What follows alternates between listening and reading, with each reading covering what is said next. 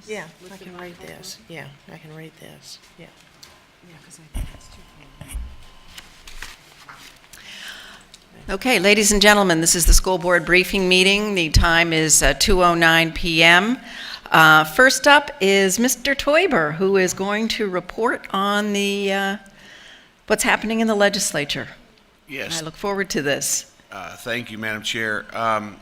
Basically, the House has, we're in a really different mode this year than we have been in the past. The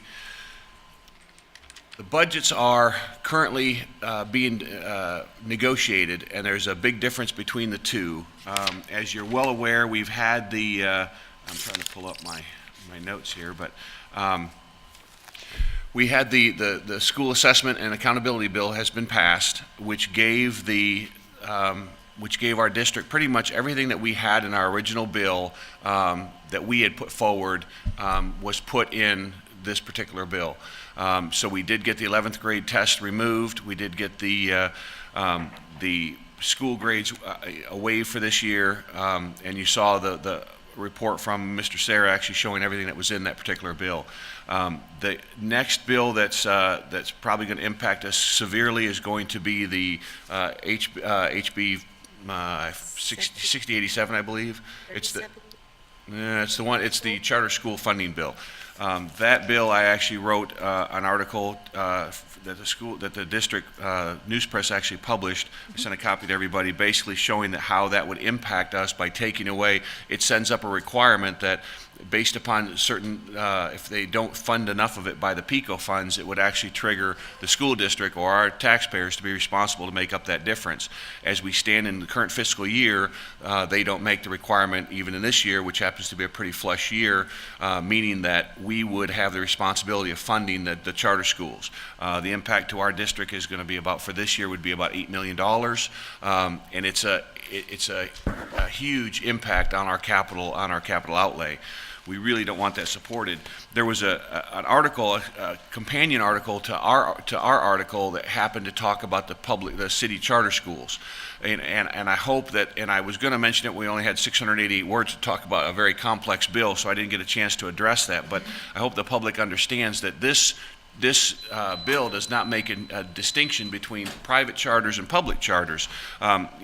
We haven't, as a board, made our position as far as how we would look at the city charter schools, but there is a definite distinction, and we're one of the very few, and I think there's only 2 in the state, that actually have city charter schools. So people, I hope that our county doesn't get confused in the fact that we're not opposing supporting our city charters. Not to say we have the money to fund them, but we're not opposed to that or working out something that we could do to actually facilitate them, because again, they've done a wonderful job. The city has maintained they're not going to fund publicly the charter school, and the charter school has lived by that means and has done fairly well, but they're hitting the same type of wall that we're hitting, and so they're asking for relief. But this is not directed at that issue. This is about the 98% of the charter schools that are for-profit, even if they say they're not for-profit, and I made that distinction.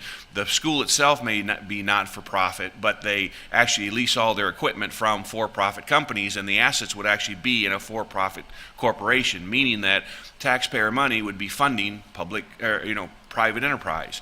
That was not the intent of the charter schools. They said they could do it better, cheaper, faster. Now all of a sudden they're saying, well, we can't do it better, cheaper, faster. We can just do it, we think, better, but it costs you just as much money. The problem is that the money goes to the private enterprise. If that business goes under, that asset is in a bottom line of a for-profit company, and the taxpayers lose those dollars. Similarly, if we fund the charter schools and we don't take care of the funds, we currently have facilities that require maintenance that have a huge asset value on the books for public taxpayers. If we don't have the money to maintain those facilities, taxpayer investments go to nil very, very quickly. So those are the dollar issues that we wanted people to understand. We don't have another revenue source or a way to get capital funding but for the legislation that is provided as far as taxes of some form or another. Regardless of what you call it, impact fees or a sales tax or a property tax, it's still taxpayer money.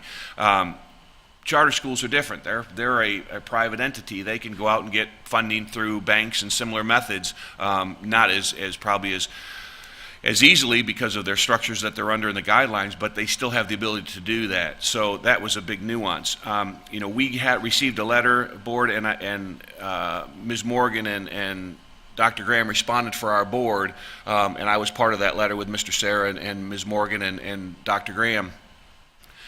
And I've been asked by the news press and several different media outlets about our response. And I said, look, we asked for, with our delegation, we originally had a $2 million capital outlay. In 2007, we gave up a $250,000 across the state because we were in the middle of the foreclosure debacle, and they just couldn't fill the gap. And so the school boards, everybody, we tightened up our belts all the way around, and we took a $250,000 off of our capital millage in 2007. They did it again. We really didn't do it willingly that much in 2008, but they did it again. So we went to a $500,000 of our reduction of our capital millage, and it was never meant to be a permanent ordeal. It was a $500,000 to get us through those times. Well, we're in much better times or more stable times now.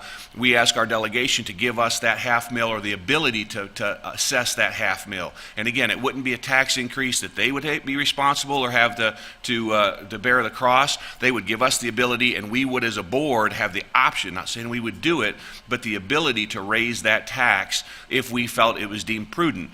So that was what we did, and in their response, rather than give us an opportunity or give us any relief, they gave us a letter, and I know it's in good intent, but how that we don't need to raise more money, that we just need to spend it differently and better.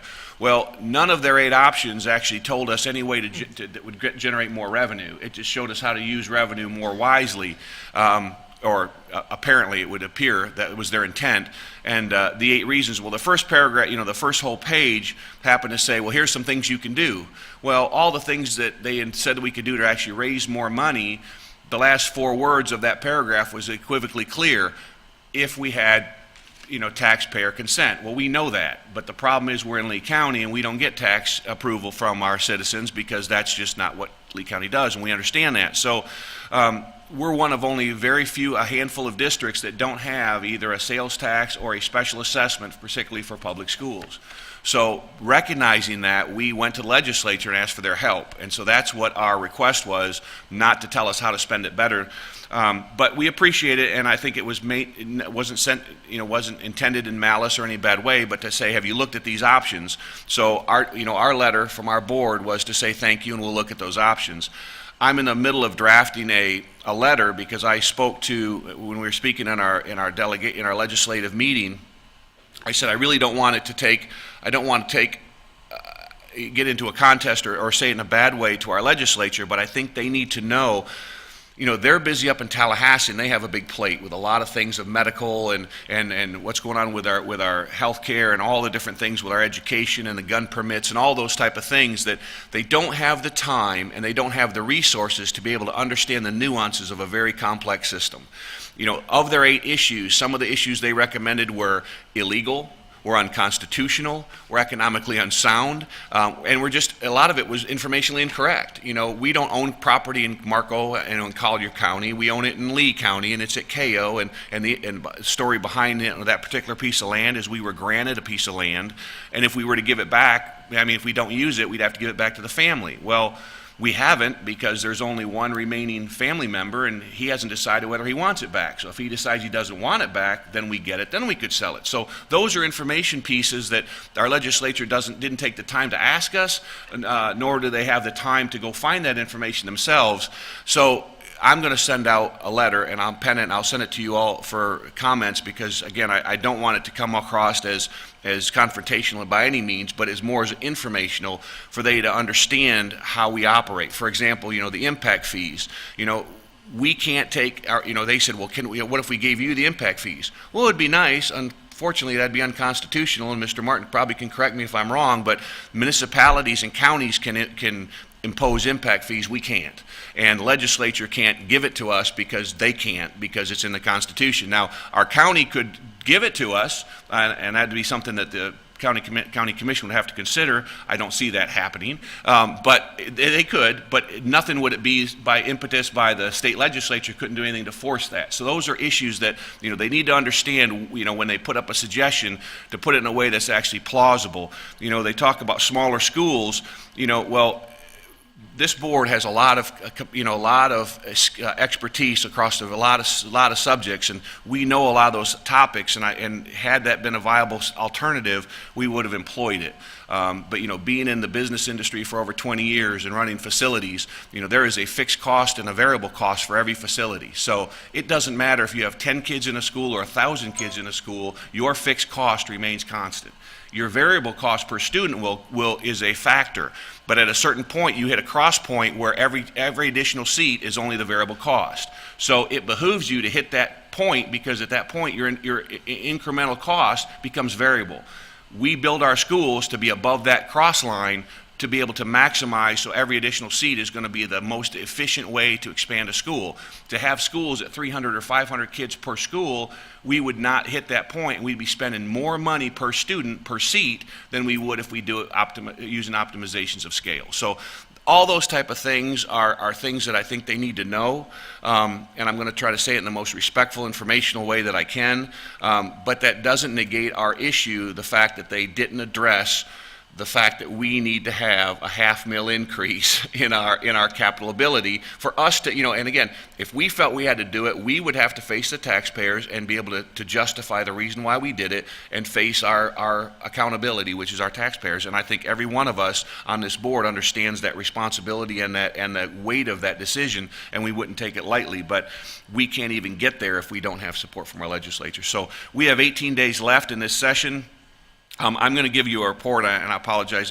I should have had it before this briefing, but something came up. But I will have you a full outline of the bills that are currently that are going through for their final hearings on this week. There's 18 days left. They've already told their office staff to prepare for a special session.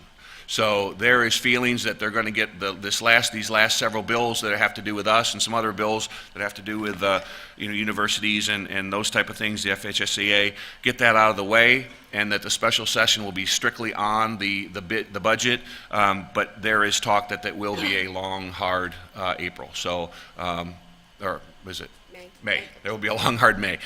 Go afterwards after it gets over. So I will give you that report on the particular bills, and we'll know more in 18 days. Okay, great. Thank you very much. And kudos to Mr. Teuber and Superintendent Graham and staff and board members who have worked very hard this session, I think, to educate our legislators and stay on top of these issues and really advocate for the things that have been important, and Steve's leadership's been critical in that. So thanks to you all, and thanks to Steve.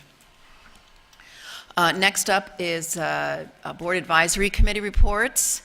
Mr. Ryan Richards is first. There he is, Construction Advisory, and he's had a busy academic year as well.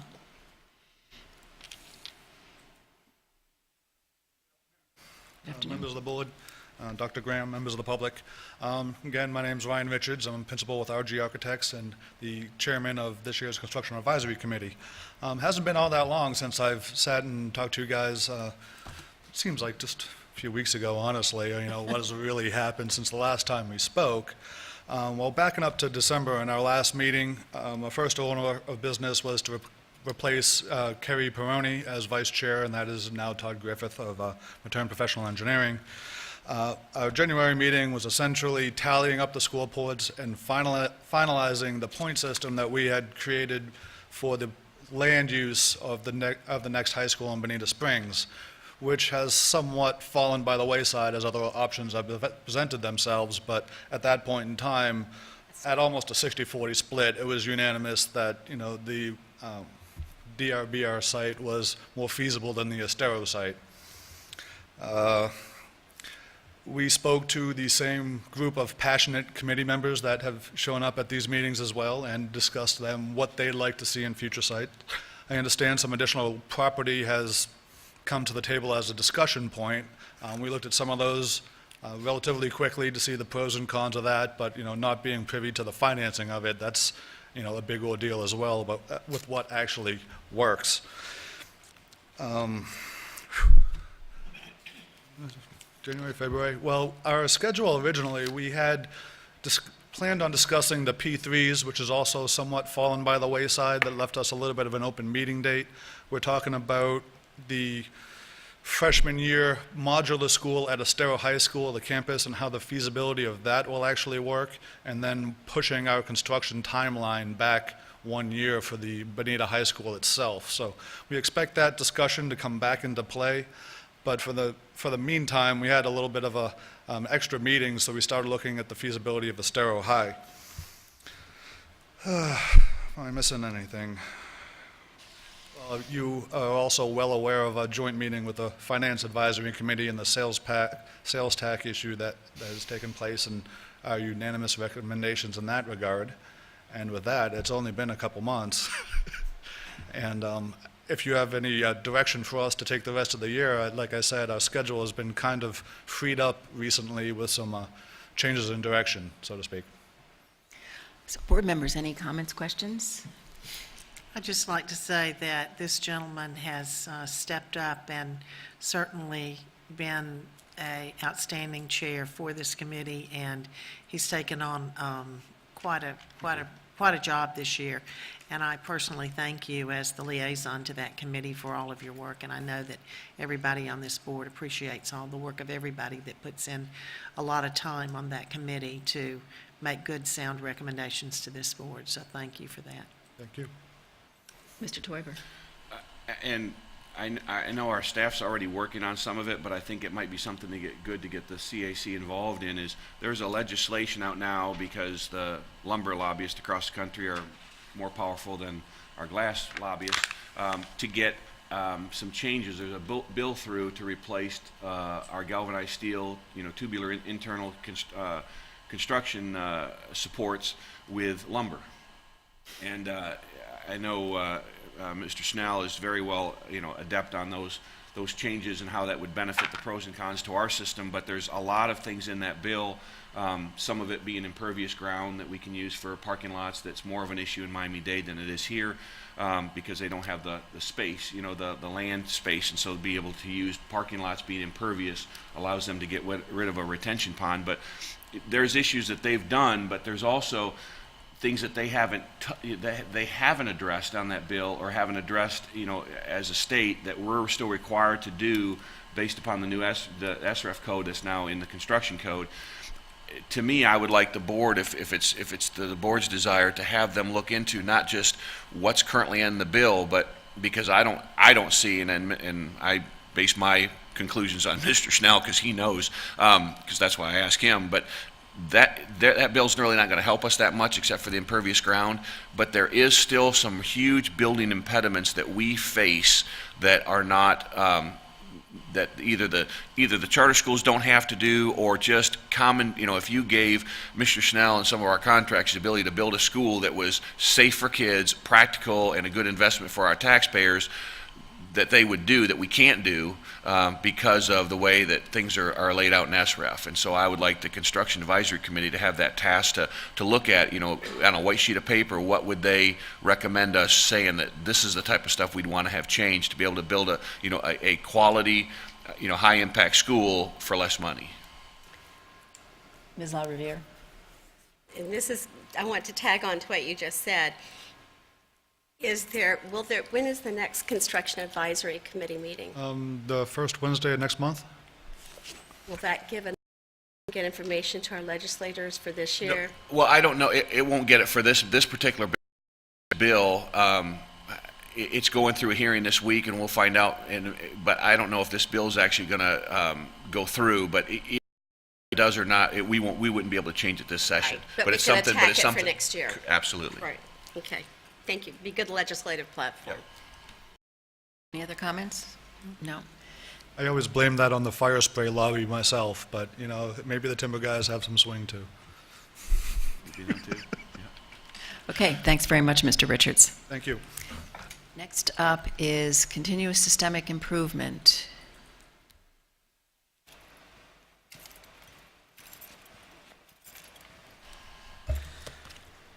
Good afternoon, board members. I'm Gary Treichler. I'm here substituting for Mike Pace, who unfortunately had a conflict for this evening. I want to acknowledge the dedicated involvement of committee members and their also the last meeting in which we had a lot of, in fact, virtually every member of that committee made contributions to the discussion that had come before us from Angela Pruitt, the HR person, and her staff. So all those board members have really made positive and dedicated contribution to this process. You have a formal report from CSI, we call it the Continuing Systematic Improvement CSI Committee, Chairman Michael Payson. I want to acknowledge the involvement of staff members who've really been a major part of what we've done. Dr. Denise Carlin, Executive Director of Teaching and Learning, Mrs. Debbie Evans, Committee Recording Secretary, who's kind of held everything together, Mrs. Cindy McClung, Coordinator, Curriculum and Staff Development, Dr. Ken Savage, who's Principal at Veteran Park K-8 Academy, Janine Flores, Executive Director, School Development, Dr. Tim Ferguson, Executive Director, Student-Related Services, Dr. Richard Itzen, Director of Accountability, Dr. Angela Pruitt, HR Director, and Ms. Christine Christensen, CR Director. All those people have been involved in the process along with the committee members. Mr. Pace's report is an excellent example of education ease, and I'll let it stand on its own and endeavor to present an addendum to that report. Our committee is a vibrant cross-section of both the community and educational thought, often reacting to the thorough yet measured staff presentations. For example, Dr. Ferguson glibly supported universal inclusion. The failure to address special education IEPs or provide challenging instruction to gifted, among others, was discussed. When Common Core and student assessment, i.e. testing, came up, as Mr. Pace alludes, healthy discussion ensued.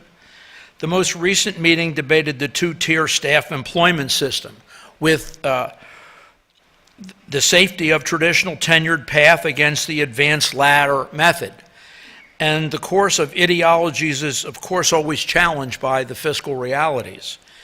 In conclusion, the CSI is a valuable cauldron of ideas that could positively influence staff, educate board members, and be the cross point mentioned by Mr. Pace. Personally, I ask what improvement has resulted from these efforts over the last couple of years, and hope that we're making a positive impact on the Lee County School District. Thank you. Board members, comments, questions? Well, as the liaison, I would like to thank Mr. Treichler and Mr. Pace, and also the staff who keep it going. Last night was my first opportunity this year to attend, and I wanted to say I was very pleasantly impressed with the contributions of all of the members, and have taken note of that. So thank you. Thank you very much. And Mrs. Morgan also contributed a lot this year by attending, I don't know how many committees you attend, but she attended ours a number of times, although the previous year we had no board member at all, unfortunately. Yeah, no, well, I just want to comment about the committee. I think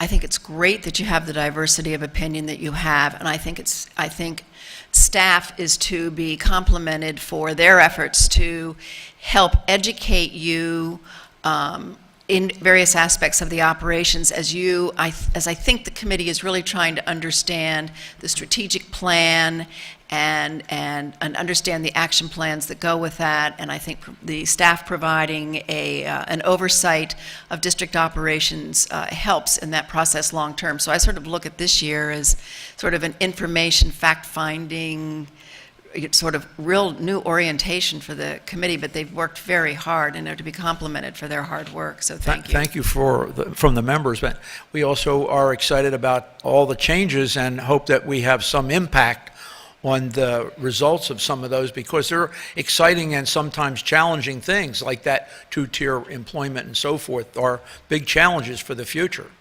Thank you. Ms. Fisher? Yes, and I don't want to forget to thank you for sitting in for me. I really do Please. appreciate that, because I know you're all over the place. But I do like the work of this group, so I appreciated the opportunity to sit in. We appreciate it, too. So, Thank you. Thanks very much. Next up, Patty Lochner, Curriculum Advisory.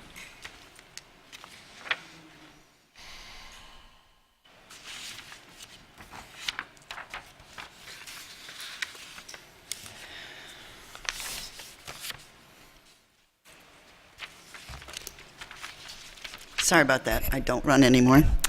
Good afternoon, board members, Dr. Graham. The chair of the Curriculum Advisory Committee was unable to attend today, so I'm here. And you received a copy of the report. And in January, we did welcome our new board liaison, Ms. La Riviere, and Mrs., I'm sorry. And we're glad to have her, and we miss Mrs. Fisher. I miss you too. And we appreciate all the time that has been dedicated to doing this. As you can see, a lot of material was presented at the January meeting.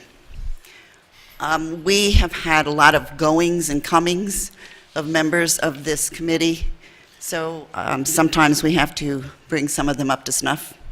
So that meeting was on basically formative and summative assessments and what they are and what is involved. And really the data that's going out there and what is happening with monitoring progress with teachers. Of course, some of that is beginning to change due to legislative action, I'm sure. And then in February, we looked at the proposed textbooks for the coming next year on the secondary level. And then we also discussed the School Board Public Policy 2.18 and came up with, after much discussion, came up with a recommendation to y'all, which I presented at a board meeting. And there was much discussion on that, and it wasn't a unanimous vote, but we understand, majority always rules. In the March meeting, we also talked about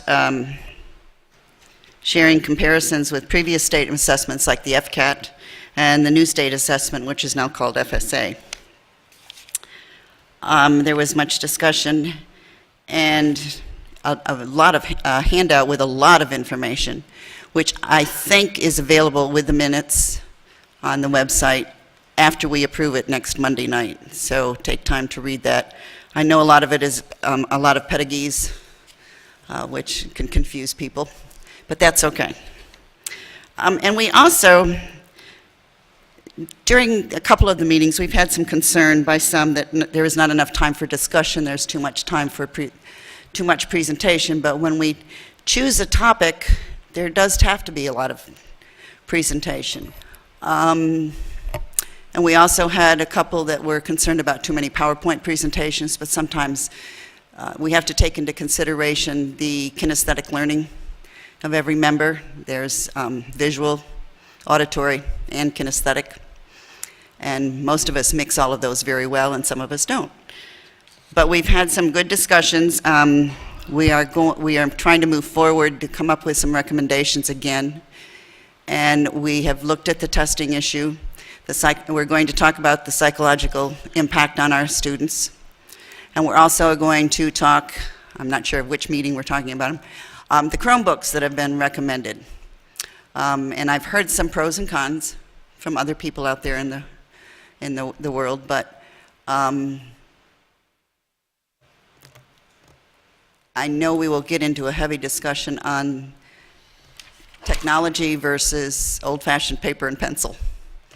So that's where we're at, and are there any questions? Any questions, comments, board members? Thank you very much, Mrs. Lochner. Thank you. Gwinnetta Gittens.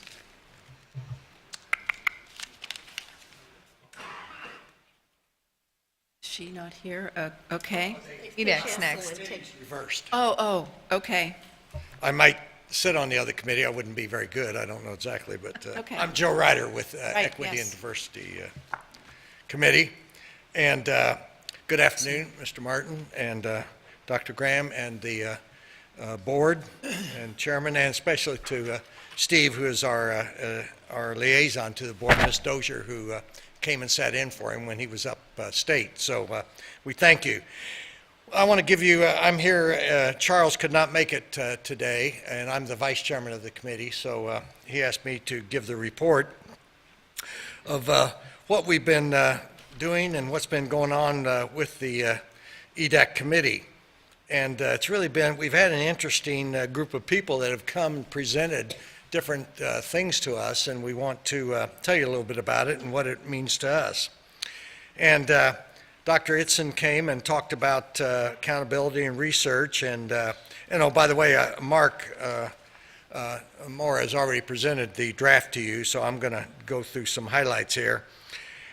We talked a lot about graduation and maybe what we can do and how we can possibly help you and the schools and the students, even though we're not just talking about minority students in graduation. Any student that doesn't graduate is a minority to us, and so we're very interested in seeing how we can help the district, maybe what suggestions that we can have or give, or suggestions you can give to us that we can work on that with you all.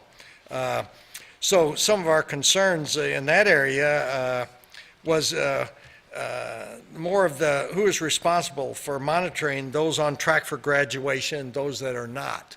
And although we've had our required 7 meetings this year, we actually had an 8th, and we're going to have a 9th in June. And we wanted to do that so we could see the final tallies of some of these graduation rates and see, how they've gone and compare them to maybe 4, 5, or 6 years and see what our tracking is on that. And then some existing interventions for those that are not on track. We're not into curriculum like our last speaker was, Patty, but we're hoping that maybe the schools can start tracking some of these problem graduation people at an earlier age, and that we can identify them. And maybe they are, but it didn't kind of come to us like they were. And the main thing is, what is the fate of those who don't graduate? As Mr. Turber has told you about, and you're aware, they're doing away with certificates of completion now. So you either graduate or you don't. There's no in-betweens. And so someone who maybe went all the way and had a grade point average and completed all their courses but didn't pass the FCAT, they're reduced to going to get a GED, which I'm not saying that's bad, but you can't do everything with the GED that you can do with a regular high school diploma. So, and I realize that that's not your doing, that's a legislature, but hopefully we as a district can come up with something to help these young people that are, especially the ones that are so close that are falling through the cracks, okay? And then we, Mark Amora, Director of Planning, Growth, and School Capacity, who's sitting back here, he's been a great help to us, and of course he provides all this information to us and is very factual about it and stuff. And so we talked about the district student enrollment growth and capacity planning. And of course Reggie's here, I guess. He came in and gave us a presentation on the new high school, and I'll talk to you about that in a moment. And we are aware that the South Zone, especially in high school, is really over capacity, and building a new high school out there would be good, and we're aware of that kind of stuff. So, and then also we talked about with the facilities with Mr. Snell when he came in, and he told us all about the sites that they had, that you all have, that they're looking at, and the new sites. And he talked to us about that. And EDAC motion to recommend support of staff taking the time to assess alternate sites in Bonita Springs, which is what I think they're doing right now, and opening a freshman class in a portable campus on Ostero High School in 2017-18, and it carried with our board unanimously. And Mr. Moore reminded the members that the selection of an alternate site requires, and Mr. Martin, according to board policy, the approval by a district site selection committee comprised of DAC, District Advisory Committee, and EDAC representation. And myself and Ms. Rena Gazar are the representatives from EDAC to that committee. So we'll be happy to be working with them when they hopefully get another site. And then Mr. Al Schilling came in, the principal at the virtual school, and gave us a presentation. It was pretty enlightening, and we weren't aware really of what all the virtual school did and where they've been and where they're looking to go. The one thing we discussed, and it was pretty disheartening, we thought the virtual school could be a great help towards these graduation rates. And what we were told now and what we found out was that if the virtual school takes a student in and this student doesn't complete or pass their course, they get no funding for that.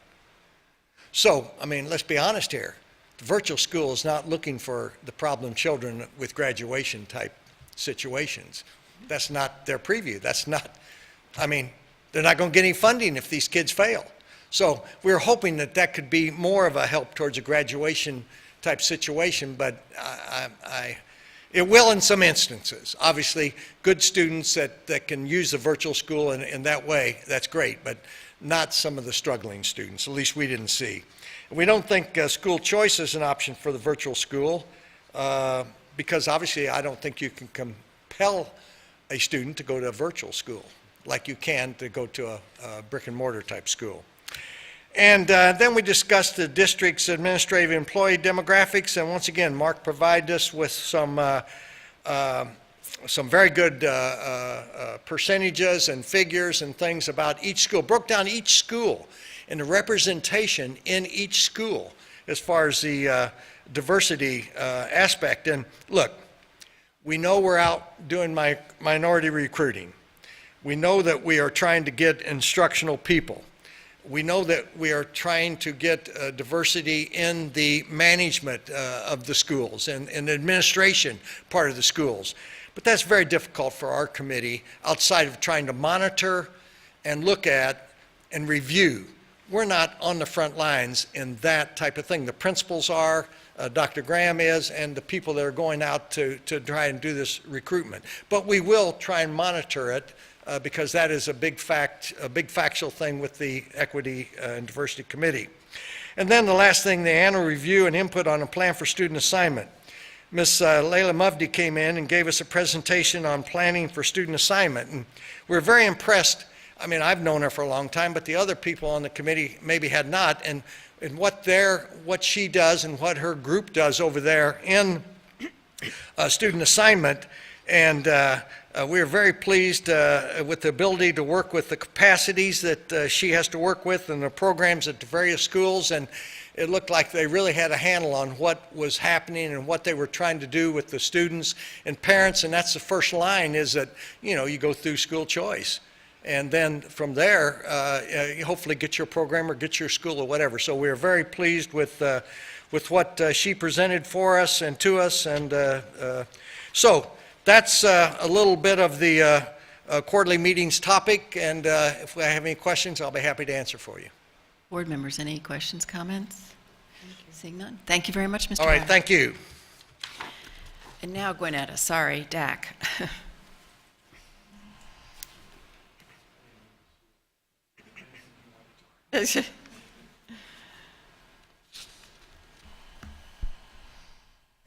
Good afternoon. My name is Joe Ryder. No, I'm Gwinnetta Gittens representing DAC. And good afternoon to the board members and everyone in the audience. I have a poster in my classroom of a tiger who has a laser stare on his prey. And the words around the outside say focus. So sometimes, more often than not, I have to go up to a student and go, look at the sign. Well, our goal for this year for DAC was to focus.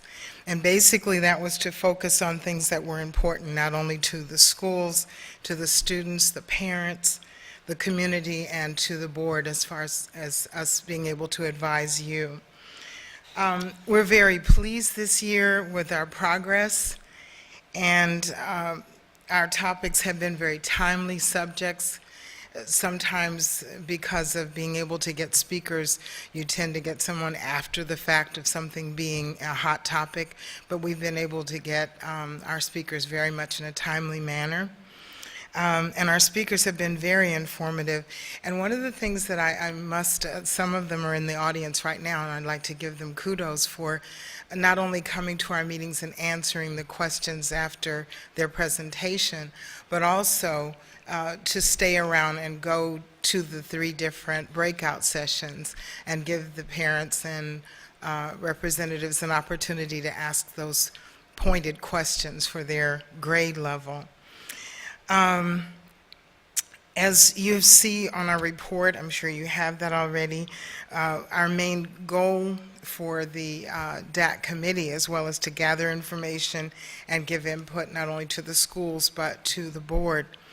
And we have covered quite a few very interesting and exciting presentations. We had Dr. Ferguson with exceptional education, and the key things that came out of that was a major discussion on inclusion.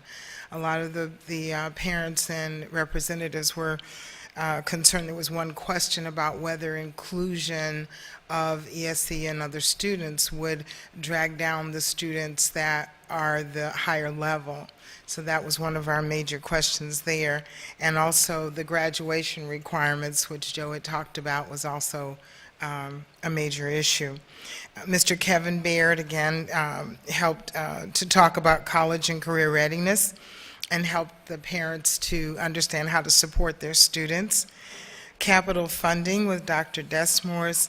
And we have to give her kudos for the fact that she took what could have been a very lofty subject and broke it down very well so that everyone understood it crystal clear of the challenges for capital funding for our district and the possibilities of fixing it or things that we could do.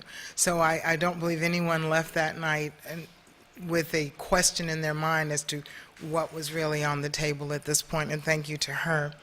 Our meeting tomorrow night is going to be about the Teacher Leader Grant, and Helen Davis and a few of the teacher leaders will be there to present, because we didn't feel that a lot of people understood what the TIF grant is and how much it does and provides to our students and to our schools. In the future, we want to also tomorrow, one of the topics is going to be best practices. Again, our goal is to focus and also have that circular communication go from DAC to the schools and back. And we are going to have a section to just talk about best practices. How is the information getting back? Is it timely? Has it been useful, and how have they used it? As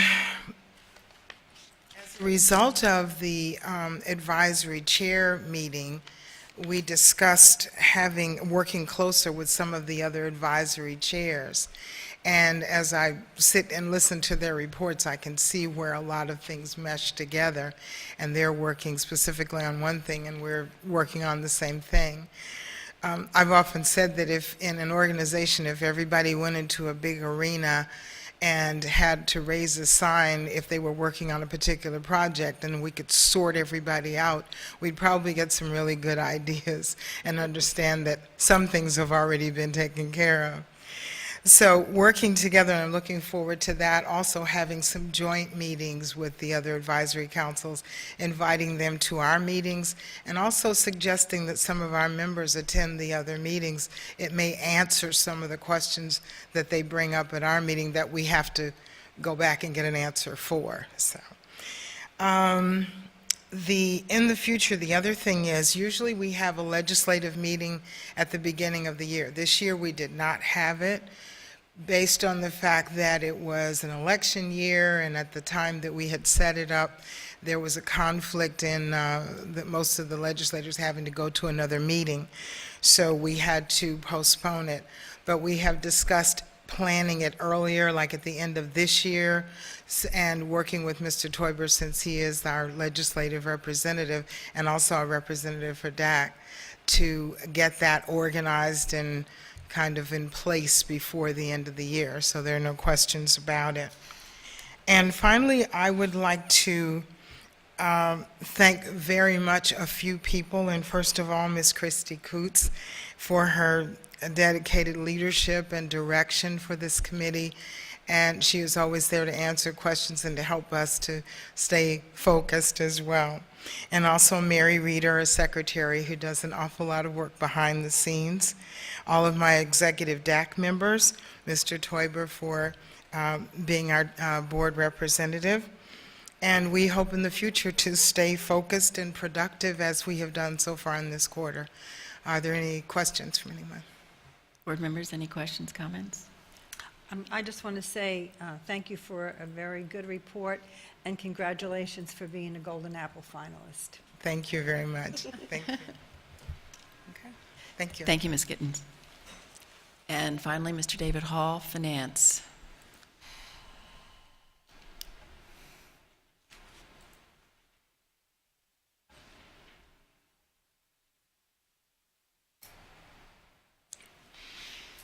Good afternoon, one and all. Good afternoon. Hopefully everybody's doing well. Let me read this short report so I make sure I communicate what the committee asked me to communicate.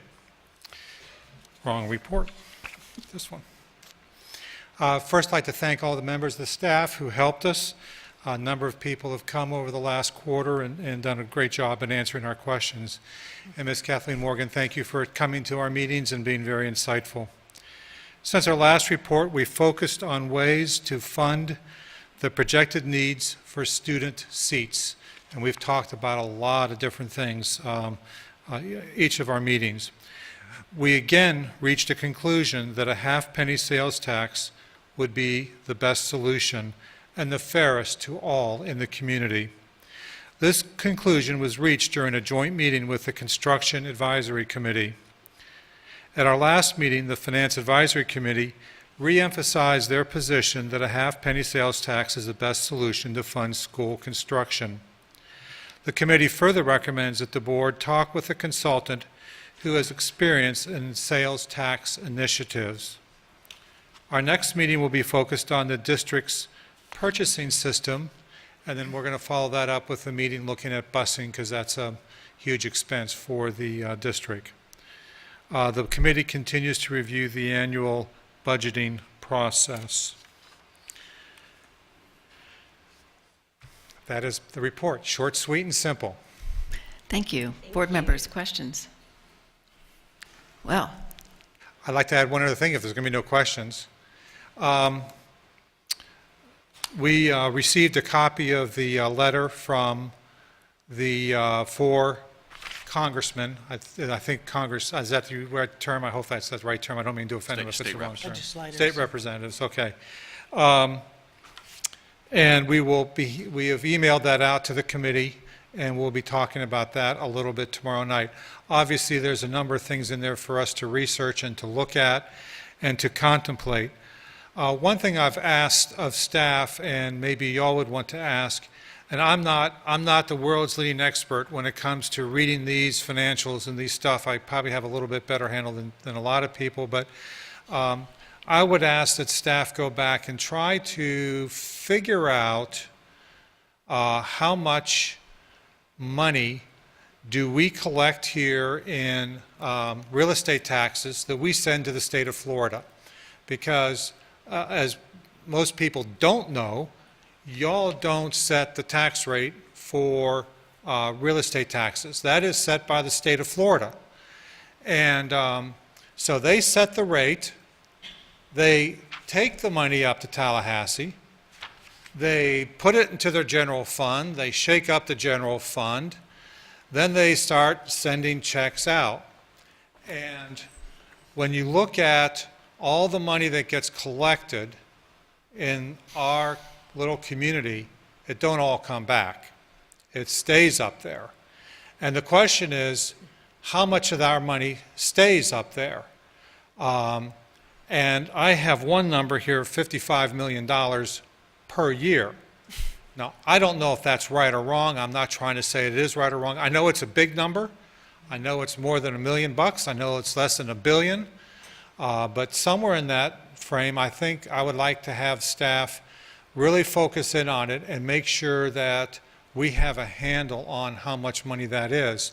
Because if our state legislatures are going to be asking us to figure out better ways to manage our money, which I think is something that we need to look at and make sure, and I think we are managing our money properly, then I think we all have the same right to ask them to give back to us all the money they collect from us property owners here in Lee County. Fair is fair. If you're going to take our money and not give it back to us, then don't criticize us for how we spend our money. So, not trying to cause a stink over it, but that's $55 million. And that's enough to pay for a high school, plus some. That's enough to pay for, in a couple elementary schools. So I know these are complicated issues, and I know there's a lot of politics involved, but that's how I feel. Thank you very much. And board members, would we like to give the superintendent a directive? Mr. Teuber? Well, I just want to say thank you, Mr. Hall, for your continued work and the Finance Committee in general. And my dad said to me long ago, life's not fair. And it's not fair. We are a donor county. We send money up, and the FEFP formula, student funding formula, sends it back to us, and we get back approximately 85 cents on the dollar. We fund primarily the northern states that don't have the real estate that the southern states belong to, and I should say not just southern, but most of the coastal states are the funding states, funding counties, and we belong to the consortium that is from Charlotte County all the way down the coast and all the way up to West Palm. That constitutes most of the funding counties, and we are aware of that. We also control about 60% of the voting populace. So we do belong to a consortium that does understand that, and we try to use that to our advantage. But as it stands right now, we still are one of the funding counties. But I appreciate your cognizance of that. Would you like to know the number? Yeah, and I think we have the number. I'm sure Ms. Desmorris has that number because that's in our formula. But yeah, I would like to know. It may not be $55 million. It may be some other number. But I think we need to spend a little bit of time hone in on what that number is.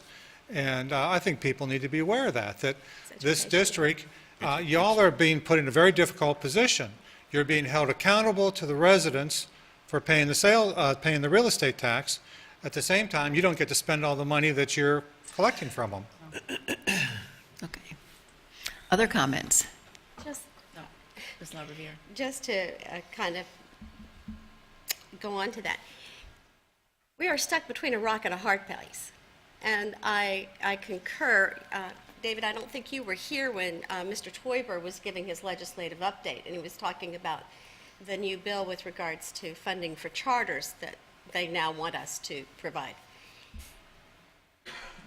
Our legislators do not have a clear understanding. Our public does not have a clear understanding. And you're right, people need to be educated. People are surprised constantly when I say that we are a donor state, county. So you got me doing it. Sorry. That we are a donor county. And you're right, we probably over the years could have had that money for paying off debt and building schools. Absolutely. Other comments? Okay, seeing none. Thank you very much, Mr. Hall. Okay, Executive Services, Dr. Graham.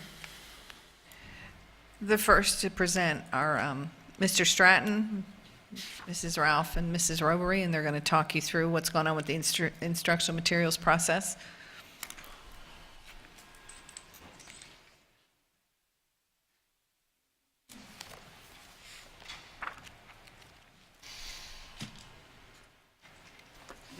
This is in preparation for when we bring forward an action item at the next board meeting.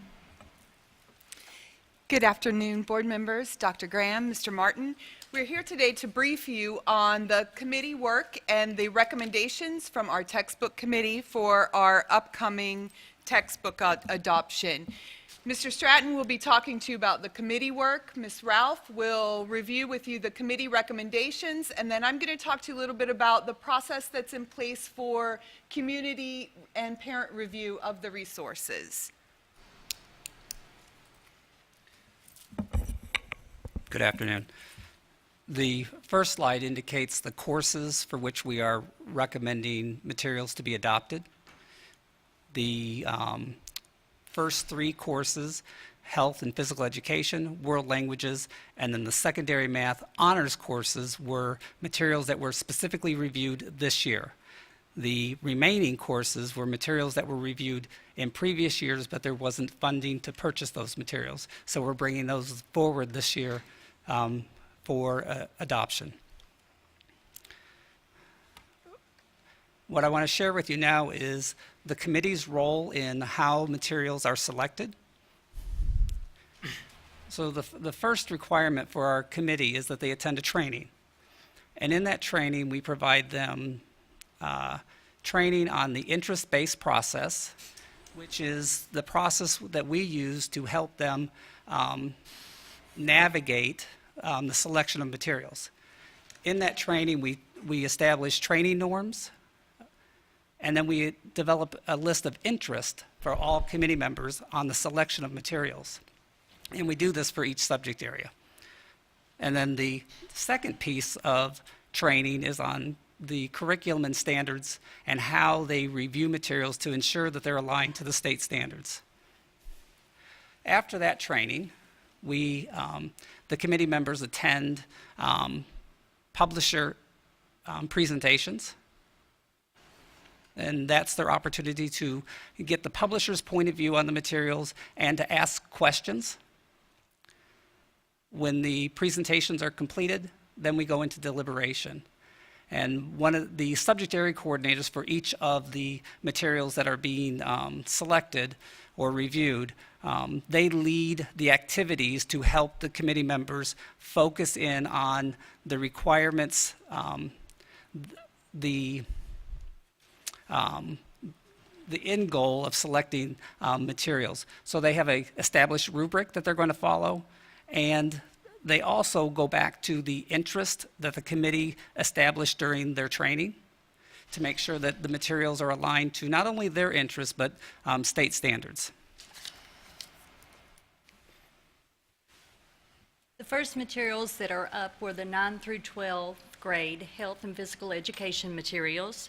The committee met on these materials, they reviewed the materials, and they went through a deliberation process that was quite short. After they had reviewed the materials, they came to a decision that the material that is listed was their choice. We then asked them to review all of the materials and do discussions with those materials and use the rubric that was followed. We have two different prices for the materials because you can order the materials, which was the committee's first choice, with a supplemental book that goes along with the textbook that the children have on human sexuality. And then the other option, their second option, was to choose that same text but not to get the supplemental book. So that would be a decision based on their recommendation. They chose to go with both books, but the board may choose to go with one or the other. We had 7 members on the committee, and they were in consensus that they chose those materials. The next materials were the 9 through 12th grade world languages, the Spanish course. All 4 materials, all 4 courses were chosen by the committee members. We had 9 committee members on here, and they all came to an agreement on these materials that you can see listed in front of you. Then we had the French courses, and I will also tell you that these materials, probably these texts, are some of our older texts that our students have. So I do want you to be aware of that.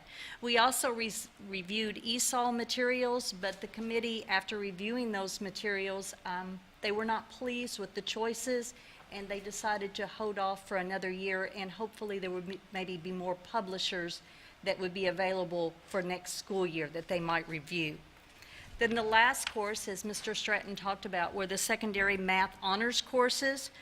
These 3 materials, of course, are a requirement for graduation, and these materials were chosen by the committee that you see listed: Houghton Mifflin Harcourt, Algebra 1, the geometry, and of course the Algebra 2 courses.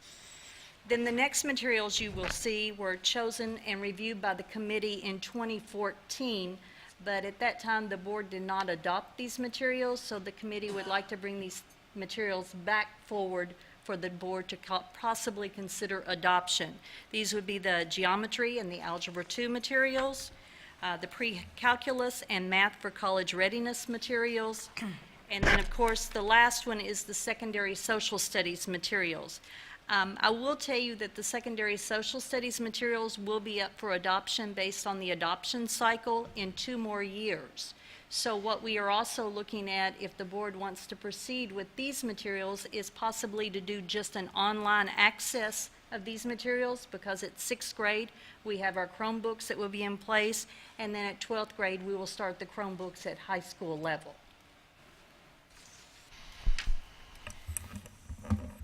So after the committee had completed its work, on March 24th, we posted the committee's selected materials on our website.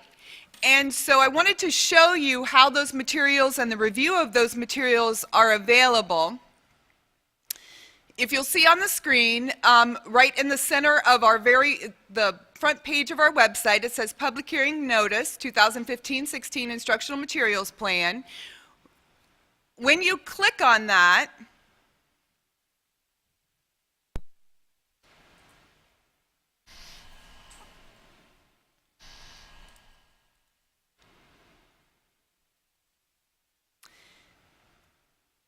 you get a statement that talks a little bit about the public hearing, and then you come to this page, and it gives you the timeline for public input. It says today, April 14th, we're going to do public comment, will be heard at the board meeting. April 28th, board meeting to adopt annual instructional materials. At that same time, on April 28th, objection forms will be posted, and they're actually going to be posted on this same site. So parents can go directly, or community members can go directly to this site to be able to post an objection form. May 28th is the deadline for the public to submit objections, and June 23rd is when the objections will be reviewed at the public hearing. As you go down, you can see all of the committee recommendations with, to the far right, online access to be able to review all of the materials.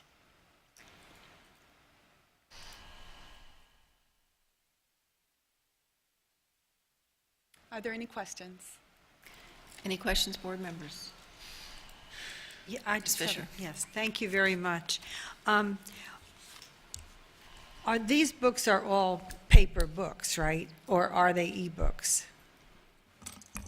They'll actually be delivered to the student in both formats. Both formats, okay. So, what's the life of the curriculum anticipated? The adoption cycle is a 5-year adoption cycle Okay, for anything that's newly selected. okay, and do they have annual updates then? The online components. Online components, okay. Those are my questions, thank you. Mrs. Dozier? All right, now let me make sure I understand this. Okay, when you look at the health curriculum, are you saying that the committee has selected both of these textbooks to move forward? There are, if you look at the table for the health book, there's 2 books actually in that first row. One is the main book, and then there's a supplemental book that goes with it. And then the second row is the same book without the supplemental. And we wanted to present both options to the board so they could see that the first option was the book with the supplemental, and the second option is the book without the supplemental. Okay.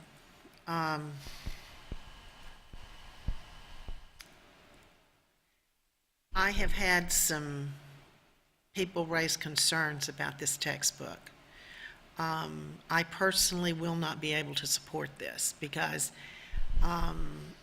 I don't believe that this is a book that the majority of our parents would want in the hands of their students. I have a copy of these textbooks, and I'll be glad to share it with any of the board members, but I think there's some materials in there that I just don't believe should be taught in our schools. Mrs. Dozier, may I ask a clarification question? Is it the textbook or the supplemental? The items you talked to me about are in the supplemental. Well, I think it's both. I think Okay. it's the materials themselves. All right, so that being said, I'll move on. Now, down here on world languages, okay, now, this is all the same textbook you're telling me? Those would be different textbooks for each course. So you have a French 1, a French 2, and so on. The same thing for Spanish. Okay, but you're bringing forth one book per course? Correct. Okay. All right, I wanted to make sure that I understood that correctly, and that's in every course, correct? Correct. Because we did not get this back up ahead of time, and forgive me, I've got new glasses and it's hard for me to read. Very hard. Okay. All right, so that answers my next question. Thank you. Thank you. Ms. LaRiviere. A question, are any of the books consumable books, or are these hardback books that will be used year from year? All of them are hardback. So they're all hardback that would be Correct. used. And you had mentioned that the language books are the same books that we currently use. The language books that we currently have are, I think we're into year 9 with those. Correct. So But- that's not the same publisher, no. Not, Right, they are not the same and I materials. misunderstood, because there was, Yep. that's where I needed clarification, because I was thinking, well, I hope they've updated them if there's. Right. Of all of the books that we reviewed, the world language books are actually the oldest books that we have in rotation right now. Mrs. Dozier. Oh, Did I sorry. hear you say that all of the books were hardback? That is correct. The supplementary, With the exception of the supplemental book that comes with the McGraw-Hill Florida Health. okay, That is correct. all right. Questions, board members? And I'll just say this isn't coming there's plenty of time. If you want to see any of these books, we have them available for you to review. This was the initial briefing on that information. I just have one question, and that is, do students participate in the material selection process? They did not. Okay. Any other questions? Were they invited? They were not. They were not. Who did you say? That's a great suggestion for the future, though. Students sat on this. Okay. If I remember correctly, I believe Mary Fisher had made the comment earlier on some note that said, board members, please do not respond, had said that it would be good to, in the future, include, might not want to include elementary kids, but to include, that we could include some high school kids, even at the elementary level, to have student input with looking at some of the input. books. Absolutely. We've Great. talked about in the future, maybe the board advisory group or the superintendent's advisory group. It would be great to include them. That's never been done before, but that was a great suggestion that we'll look at for the future. Questions? Okay, thank you very much. I just would publicly like to thank Soretta and Melissa and Rob and those who worked on this. This is a new process based on new legislation, and when looking for how others were doing it, we found that nobody was really where we were yet. They're still figuring it out. So I think for a first time out with this process, it's gone pretty well. Obviously, there are things to learn and make it better for the future.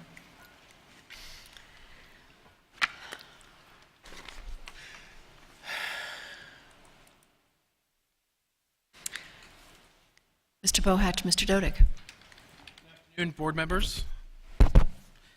I'm here with Dr. Bohatch this afternoon to talk to you about some small but significant changes to a couple of board policies. We have met with the Tobacco-Free Lee Coalition, and in a collaborative effort have included language in 2 board policies that essentially prohibit tobacco on district property, and the second one prohibits the advertising of tobacco products or the use of materials from tobacco companies in school lessons, if you will. And we're here today to brief that with you and answer any questions, and this will be coming to public hearing if there's no substantive changes on the 28th of April. Questions? Any questions, board members? I just want to Sure. say thank you for meeting with them and including this. I think it's a very important change. One would think we would not have to address that, but we have to. But thank you. Okay. Okay. Thank you.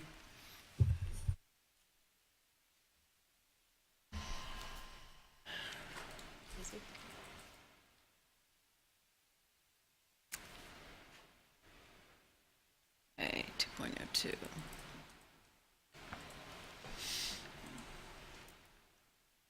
To your left. Oh, here we go. I snuck up on you. We have 2 other policies that will come to public hearing in 2 weeks if there are no big changes to them, and that is assessment first with Dr. Itzen and site selection with Mr. Mora. In March, you got your first review of this revision to this policy. The original revisions were based on the fact that there was a Senate bill that required us to put in selection, development, administration, scoring, and collection of assessment results as related to local assessments. So that language you did see in March. The only language that is new since that time, there are 2 lines. One is line 8, and that was a suggestion at the last briefing to add the phrase aligned to the Florida standards. And then in line 29, the changing of the word appropriate for reliable. Mm-hmm. So if there, that is really all we need to say about that. Are there questions or comments at this time? Ms. Fisher? Yes, I have a question regarding Section 3. The assessment instrument must be valid and reliable measures of the standards. Now, we're talking about our district-level assessments. What they're terming local assessments, yes. Okay, local assessments. How and when is that determined? Well, we have several different types of local assessments. Some are vendor-provided, like our star reading assessments, and so the vendor would provide the documentation on the validity and reliability of the assessments. And our district-developed Common Course exams, we've entered into a process of having a consultant from FGCU review those assessments and produce validity studies on those. Now, what we did was we initiated that, I want to say 4 years ago, in relation to those CCEs that were related to teacher evaluation. So we're in the process of that. I can't tell you that every one that we're implementing at this time has that validation study completed, but it's in process. It's in process. Yes. And we're currently administering these tests. Yes, the ones that have not had the validation studies done yet are going to be administered in this spring, and then we will look at having those validation studies done before they are used for anything related to teacher evaluation. Thank you. Sure. Other questions? Oh, Ms. LaRiviere? Just, and I understand that because in order to test validity, you have to give the test first, so you can do that. So at some point, somebody somewhere does wind up being a guinea pig. Question, you said it was with the end of course exams that are being checked with regard for validity. I know that several teachers and schools are still using the district-made, for elementary, they're called the CCEs. CC. Are those going to be checked for validity? We can, yes. It depends on, we've done some work already on the, what we call the fall or the baseline and mid-year CCEs. If you're referring to the ones that are more tied to the textbooks, like the concept tests and the Go Math Yes, tests. that's what I'm thinking of. We Thank you. we have not done studies on those as of yet. Okay. That's one area where some people don't feel comfortable creating their own assessment, so that they will use the district, but some people feel a little bit uncomfortable with that as well. And so that would be good if we could do some validity assessment on pieces on that. That's a direction we want to go. I will tell you that our consultant puts heavy emphasis for validity on local experts. In other words, folks who are familiar with the textbooks and who are familiar with the subject area and who say, yes, these tests measure the skills that we want to measure. So that part is heavily dependent on teachers and our curriculum coordinators verifying that, yes, we have questions for the standards that are taught in the courses. But in addition to that, some statistical analysis can be done. Thank you. Mr. Twyber? Oh, no. Mrs. Dozier? On page, I guess, 3, there where it says, well, actually, go to line 44 on page 1. It says state and local assessments shall be administered in accordance with state procedures and district testing protocols. Tell me exactly what that means. Well, we try to mirror state procedures wherever possible. So there's a manual that's produced for each state assessment that details the procedures for administering the tests. We adapt those for local assessments. So, for example, for our CCEs, we have a test administration manual. So that would be what we were referring to here.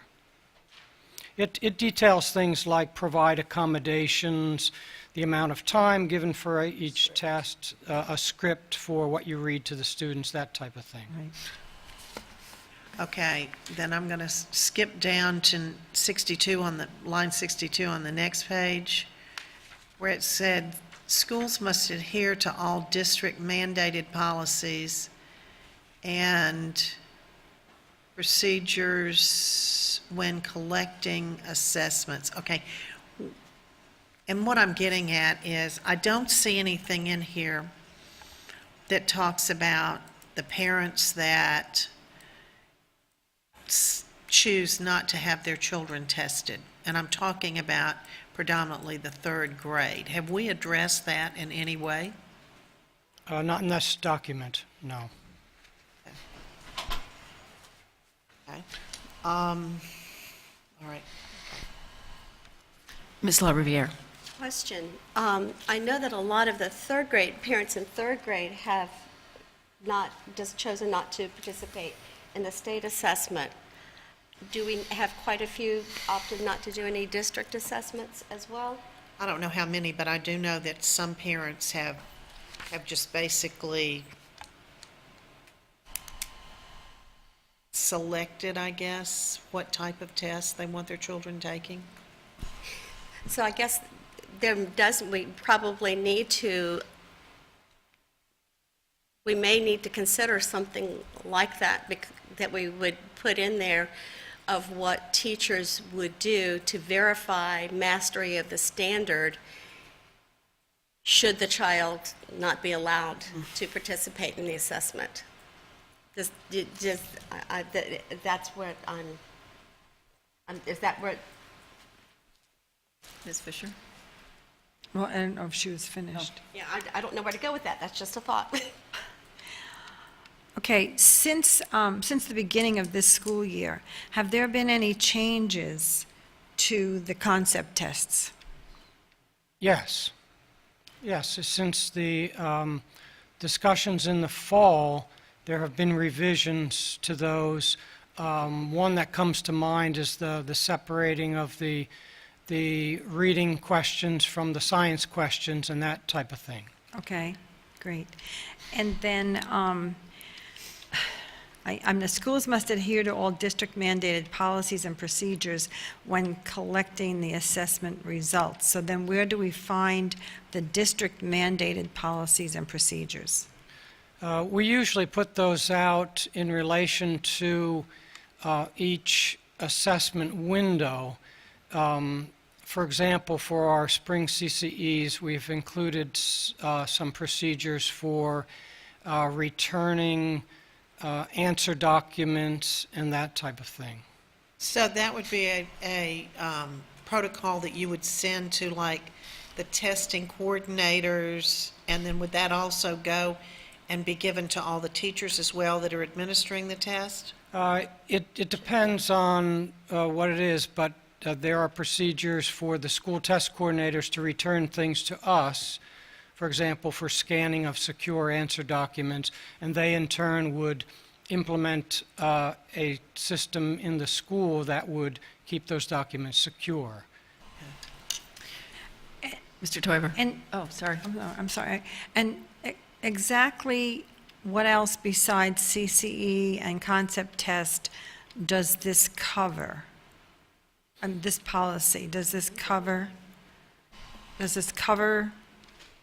Well, it's supposed to cover local assessments, Local and assessment I don't only. know exactly what that definition is. I mean, we But it's gotta have... be, we're talking about state assessments as well, so it's got to cover state assessments also. We have state assessments, we have district selected or developed assessments, and then we have assessments in other categories, which would be like AP tests and those type of things that have their own protocols. So I think the intention was to make this general enough in order to cover testing in the district. Like But- even but- including GED?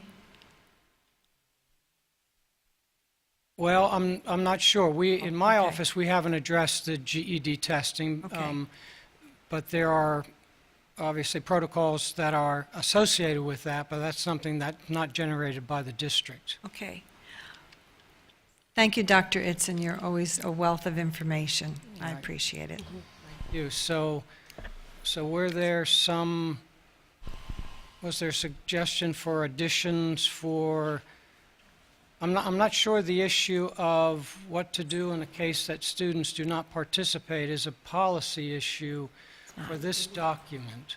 So that's true. It probably is not would not be part of policy issue. It would be, Can I get a chance? yeah, you go, Mr. Toiber. I have a problem with a lot of things in this policy. It seems, I am not a fan of state control of our assessments and our curriculum. And I'm hoping that the rest of my board feels that same way, nor am I, to me, the testing, the instruction, and the assessments belong more and more in the hands of the teacher, the principal, that and the parent working that way out, conforming to standards and policies that we've adopted as a district, so that we're actually a school system and not a system of schools.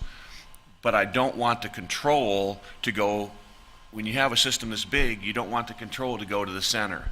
And what's happening is this, and I'll walk you through it, but this is taking power and putting it not only to the center of our district, but also relegating it to the state.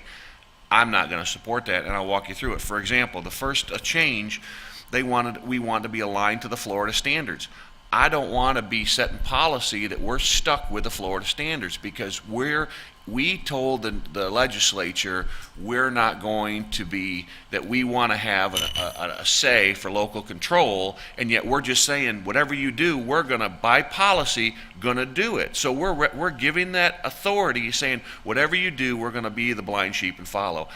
Instead, I believe that I don't even know why that's even there, but, but you put that in there, now that's the standard. We don't even get to pick a more rigorous standard. We preclude ourselves, if we want to go to a more rigorous standard than the Florida standards, we have now abrogated that control. Exactly.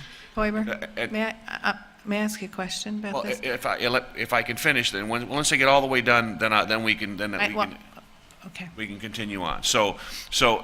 Again, I don't want to have a particular that we abrogate to the Florida standards, and people say, well, we're required to follow standards by state law. Whether that's real or true or not, by putting it in our policy, we're advocating that. Further down, when you go to 3, when it says assessment instruments must be valid and reliable measures of the standards. Well, it's not a capital S, so it's not referring back to the Florida standards. It's really ambiguous. What standards are we talking about? So it should really say the measures of the district approved standards. So it's our standards. That's what our assessment should be, our standards. Then number 4, when it says selecting or developing a district-wide assessment, the superintendent or designee shall examine the evidence, basically enough words, the superintendent's going to pick the standard. Well, I think the board needs to have part of that process, so that 4 doesn't say that the board has any part about picking a validity standard. The superintendent's going to do it with no approval of the district. She can pick the test, or he or she, whoever superintendent, unless I'm reading it wrong. You're reading that wrong. It's The assessment. That has to do with checking for the validity of the assessment to see if it does do what its intended purpose is. It's not in selecting the test, but they will work to examine for the reliability and validity of the assessments. Oh, just so she's not testing the test, she's only She's testing not validity. Okay, choosing it, she's so checking I'm for okay the with 4. Then you validity. go down to, thank you. And then number 6, it says, state and local assessments shall be administered in accordance with the state procedures and district testing protocol. In other words, if we're saying we have to go to the state procedures, they're going to tell us how to test, when to test. And again, I don't want to, we're giving that control through our policies, advocating it to the state.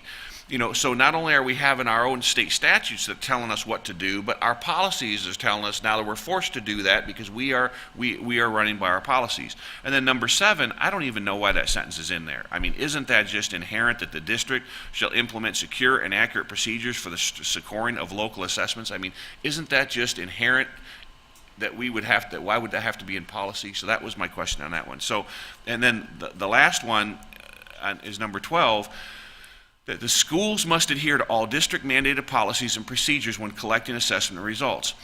Again, we're telling schools how to do it. And again, it's all about control. If we set up the standards as far as what we expect for a standard of performance, do we want to get to tell the schools how to do it?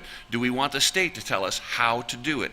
I think we're losing a whole lot of our control when we start micromanaging, whether the state's micromanaging the district or the district's micromanaging the schools. We're taking away the creativity of our principals and our teachers and our input of our parents when we start telling them, this is what we want to have done, and this is how I want you to do it. I'm not, just my feeling, board, and I'm just saying is, I understand we don't want everybody doing their own thing, but if you set up your controls and processes where you're measuring results and you're not measuring how they dot their I's and cross their T's, I think you'd be amazed on how, we have so many talented people that you're putting in boxes that I think that we're our own worst enemy. So thank you for listening. Ms. LaRiviere. Just a couple of things that come to my mind, and it mostly has to do with if we're giving a district assessment, and it's one that, let's just take end of course exam that we've developed. If we have that end of course exam or a CCE, it's important that that assessment be administered the same way when it's administered. In this document, when it talks about it has to do with everybody, when you're giving that assessment, you're following the same procedures, so that we don't have what used to happen when CCEs first came out, where a social studies teacher in a middle school where I was, not represented by anyone here, took that, redesigned it, and created a study guide for the kids. And so it was not a fair, when he gave the assessment, it was not a fair assessment when they're going through to check and see how everybody lines up. It skewed the scores. So correct me if I'm wrong, but I believe when they're talking about this, that we follow the policy and the procedure.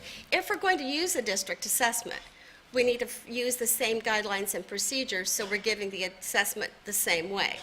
Is that, Yes, consistency is very important, and it partly depends on the purpose. I mean, we want to be fairly strict with that when it has to do with decisions about student promotion or teacher evaluation, things that we want to be quote-unquote fair.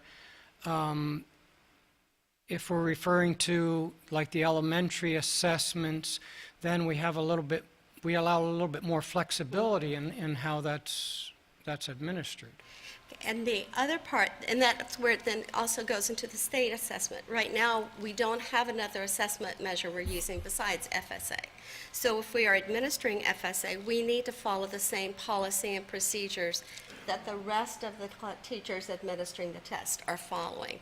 So therefore, it allows the scoring to be more accurate and no skewing of things. And this is my question also. I believe we change policies as when we make changes in direction. Right now, our district has not adopted any other standards. So right now, our district is following the Florida standards. So therefore, it seems appropriate for me for it to say the Florida standards.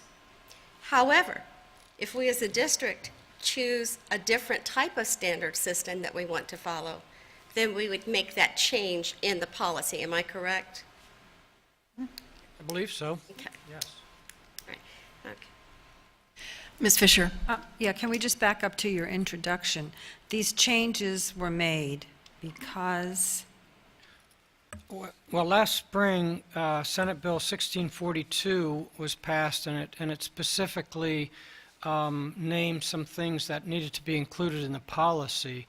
One was the selection, then the development, administration, and scoring of local assessments, and the collection of assessment results. So that's why we tried to add language that addressed those 5 areas. per the instruction of the state legislature. That was what was passed at that time, yes. Okay. Giving them the ultimate control. Well, it was aimed at having the local school board establish policies regarding local assessments primarily. Right. That's my understanding. And so did it say then that it must be aligned to the Florida standards? I don't know if it was in that particular bill. I believe there are other references to curriculum and assessment aligning to state standards, but I'd have to look that up specifically. Okay. To answer your question, I think that was put in at the request of the board because we didn't have a statement as to what our expectation was, and absent our own, just as Ms. LaRiviere said, Our own standards. we yeah. set that standard. Now, given that to change the policy, it would require a supermajority of the board, we might want to think about if we wanted to say standards, Florida standards or something more rigorous, so that you don't have to change policy if you decide to do something more rigorous. But, okay, Dr. Graham, you're waiting to weigh in. Well, Mr. Martin and I had a little side conversation. I've been trying to look through and read what the governor signed today. May make this all moot, and it may be that we don't even have to put any of this in the policy that we have. So it would be unless you all have some other thought, it would be my suggestion that we determine, based on what was just signed into law today, whether or not we even have to do this, because as Richard said, this was based on previous legislation, and it's possible that today's legislation has undone it, because part of the new language is that local districts take care of local assessments. So, with your permission, I'd like to take this back, and we'll be sure we get an interpretation and know that what we're saying is correct, but it may be that we don't have to change the policy at all. Good. If the board agrees. Sounds good to me. Anybody object? Well, Pulling it? I would ask Mr. Martin that they added 2 new statutes. One's there's a 822 and one's there's 834. They don't exist in the 2014 statute, so it might be a typo, but it's not directing to. Well, I believe those statutes still exist, sir. There were provisions with House Bill 7069, which is signed by the governor today. There were provisions of those statutes that were removed, including the provision of 1008.22, which was specifically required the adoption of the policy that's being addressed today. So the revision that's brought as a result of this action was in a statute that that portion of it has now been removed, so it's no longer a requirement. Okay, board members, any objection to Dr. Graham pulling this policy and bringing it forward if it needs to be brought forward as a result of new legislation? No objection from me. No, Ms. Dozier? No objection. Okay, done. Thank you. Thank you. We can thank our legislators, too, for something. Yes. Thank you. Mark, Mr. Mora. Good afternoon. Good afternoon.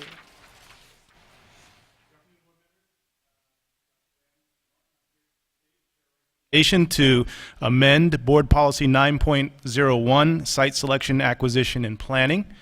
The amendment's due to the fact that this policy actually references and authorizes a position that no longer is filled here in the district to hold discussions with landowners or their agents and/or brokers and developers in their interest of site acquisition, which is paragraph 3.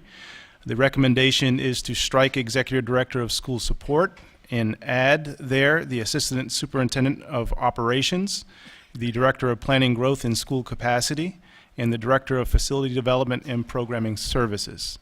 So it's basically putting that authorization into the hands of the positions that currently have scope in this area. Paragraph number 4, same thing. It currently authorizes the superintendent, the executive director of school support, or the long-range planner, and the school board attorney may negotiate with owners, their agents, and/or brokers, and determine the purchase price of the land if it is determined to be in the best interest of the school board. So the recommendation is again to strike executive director of school support and add the same 3 positions: assistant superintendent of operations, director of planning, growth, and school capacity, as well as the director of facility development and programming services. The third and last recommendation is actually an amendment to include, it's paragraph 6, item A6, and we're recommending that we add a line that actually adds a bit of more diligence on the district's part to obtain a zoning verification letter from the local government. That provides us an additional assurance that the land or property that's in question is truly developable as a school site. Right now, that step is not in there, and we think that adding that step will give us that added assurance needed to make sure that that property we're examining is for development for a school. Okay. Board members, Thank questions? you. Thank you. Thank you very much. Thank you. And there we are over here. Dr. Bohatch. Hi. Since I can get Alvin in here to get this PowerPoint going, we'll get started. Okay. He was working over there.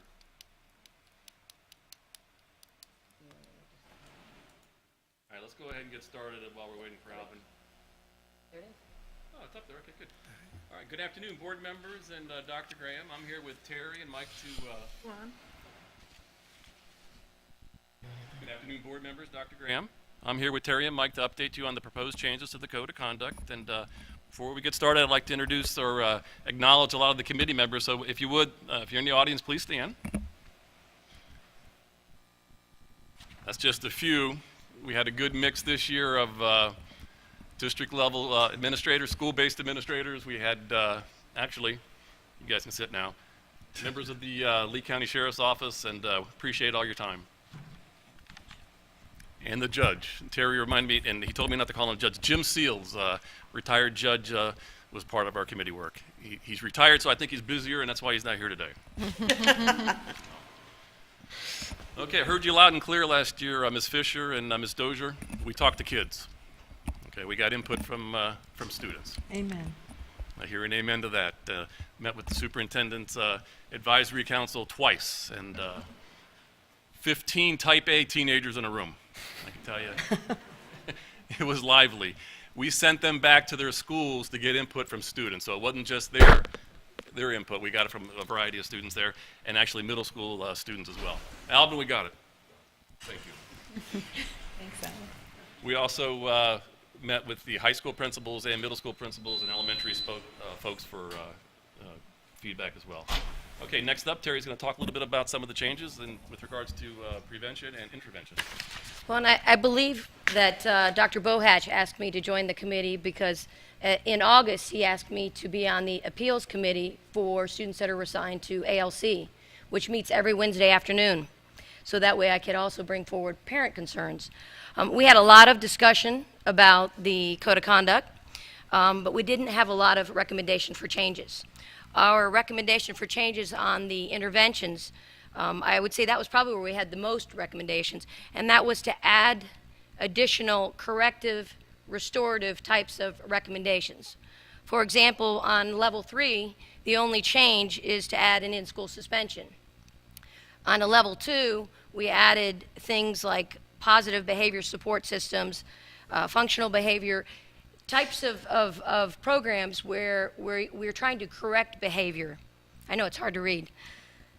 The two main topics of discussion in our committee were restorative. How do we change the student's behavior? What can we do to change the behavior? And the other was professional development. Because while we want to be consistent and fair with all students, two principals may act using the code, look at the code of conduct and interpret differently. Exactly. So we discussed possibly with new administration, our new APs, our new principals, to do some scenarios with what would you do in this particular scenario. So our focus was really on professional development and restorative and corrective nature. As far as, I know we discussed the strategic plan, and we know that the plan is to reduce out-of-school suspension, and we felt that these types of things would do that. Mr. Carson's going to cover the actual items of additional corrective actions.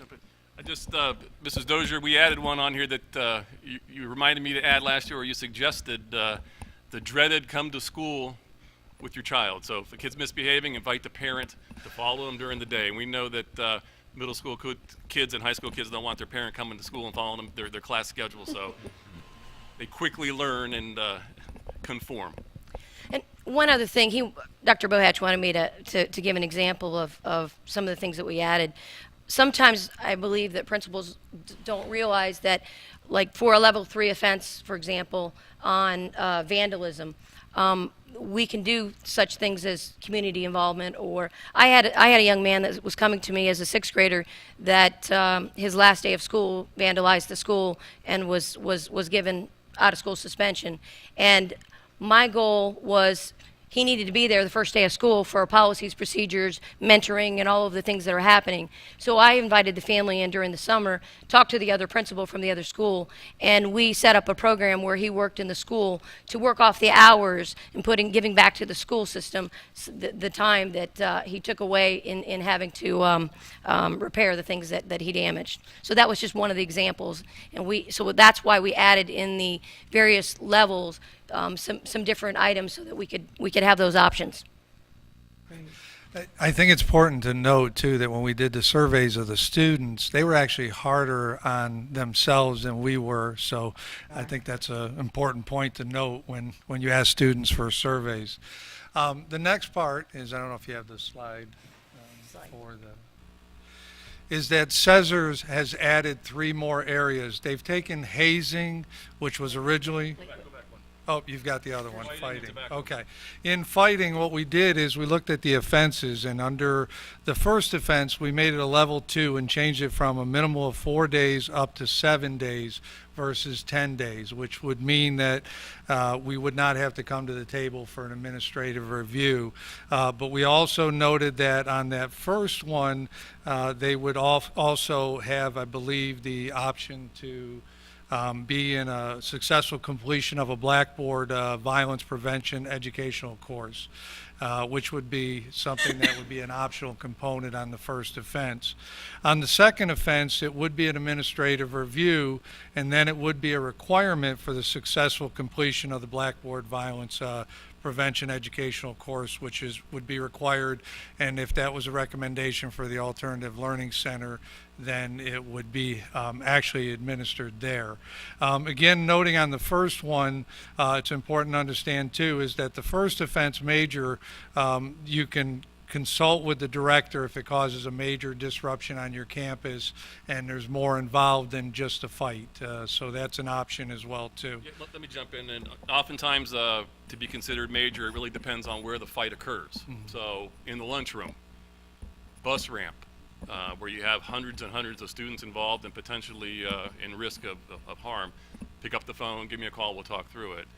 But I don't know if Mike mentioned this or not, but last year we had failing to stop first offense as a level 3. Okay, and we talked about that. Kids don't stop when they're fighting, so I get that. So if you come up on a kid, stop, they're blocked out, they're fighting, and we were seeing a lot of referrals come forward for that reason. So that's why we went to major, give me a call, and then we'll look at that. So, thanks, Mike. Yeah. The other change was that level 2 offense for tobacco, which included several areas. Level 2 offense with original offense, first offense would be 1-day ISS and a citation. We wanted to add in there an option for the students to take an online course, a Blackboard course, in lieu of actually either, I believe it was the ISS we talked about. Yeah, and what we experienced last year, and this is working with the folks from tobacco, the option was for a student to get out of ISS, they would have to attend a cessation course. And Lori, correct me if I'm wrong, but off-site, 4 nights, 2 hours, and the kids weren't picking up on that. They were going to take their day in IS and move on. So April Thompson's going to develop a Blackboard course to give the kids the option, do it online to avoid the ISS. But the old plan really wasn't working. The kids weren't showing up. The data supported that. Yes, and on the next slide, there were 3 areas that were added to the CESAR requirement, which was hazing, which was originally under OTH or other rule violations. So that is now a CESAR's violation.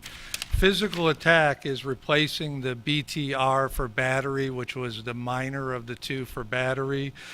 So those 2 have been kind of interchangeable, so it's going to be under the area of physical attack. Sexual assault has also been added, and basically there's the 3 criteria: intent, fear, and capability. So those areas have been added to the new CESAR report.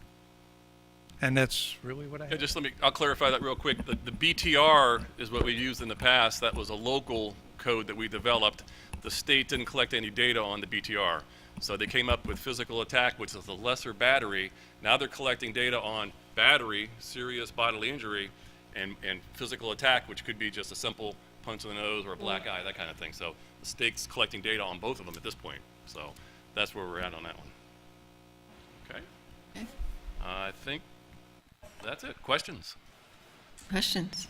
I just have a comment. Thank you for creating those interventions, which will definitely have an impact on keeping kids in class where they need to be, and then ultimately improve student achievement. And April, thank you for your contributions. You're very good at all that. Appreciate it. Other comments?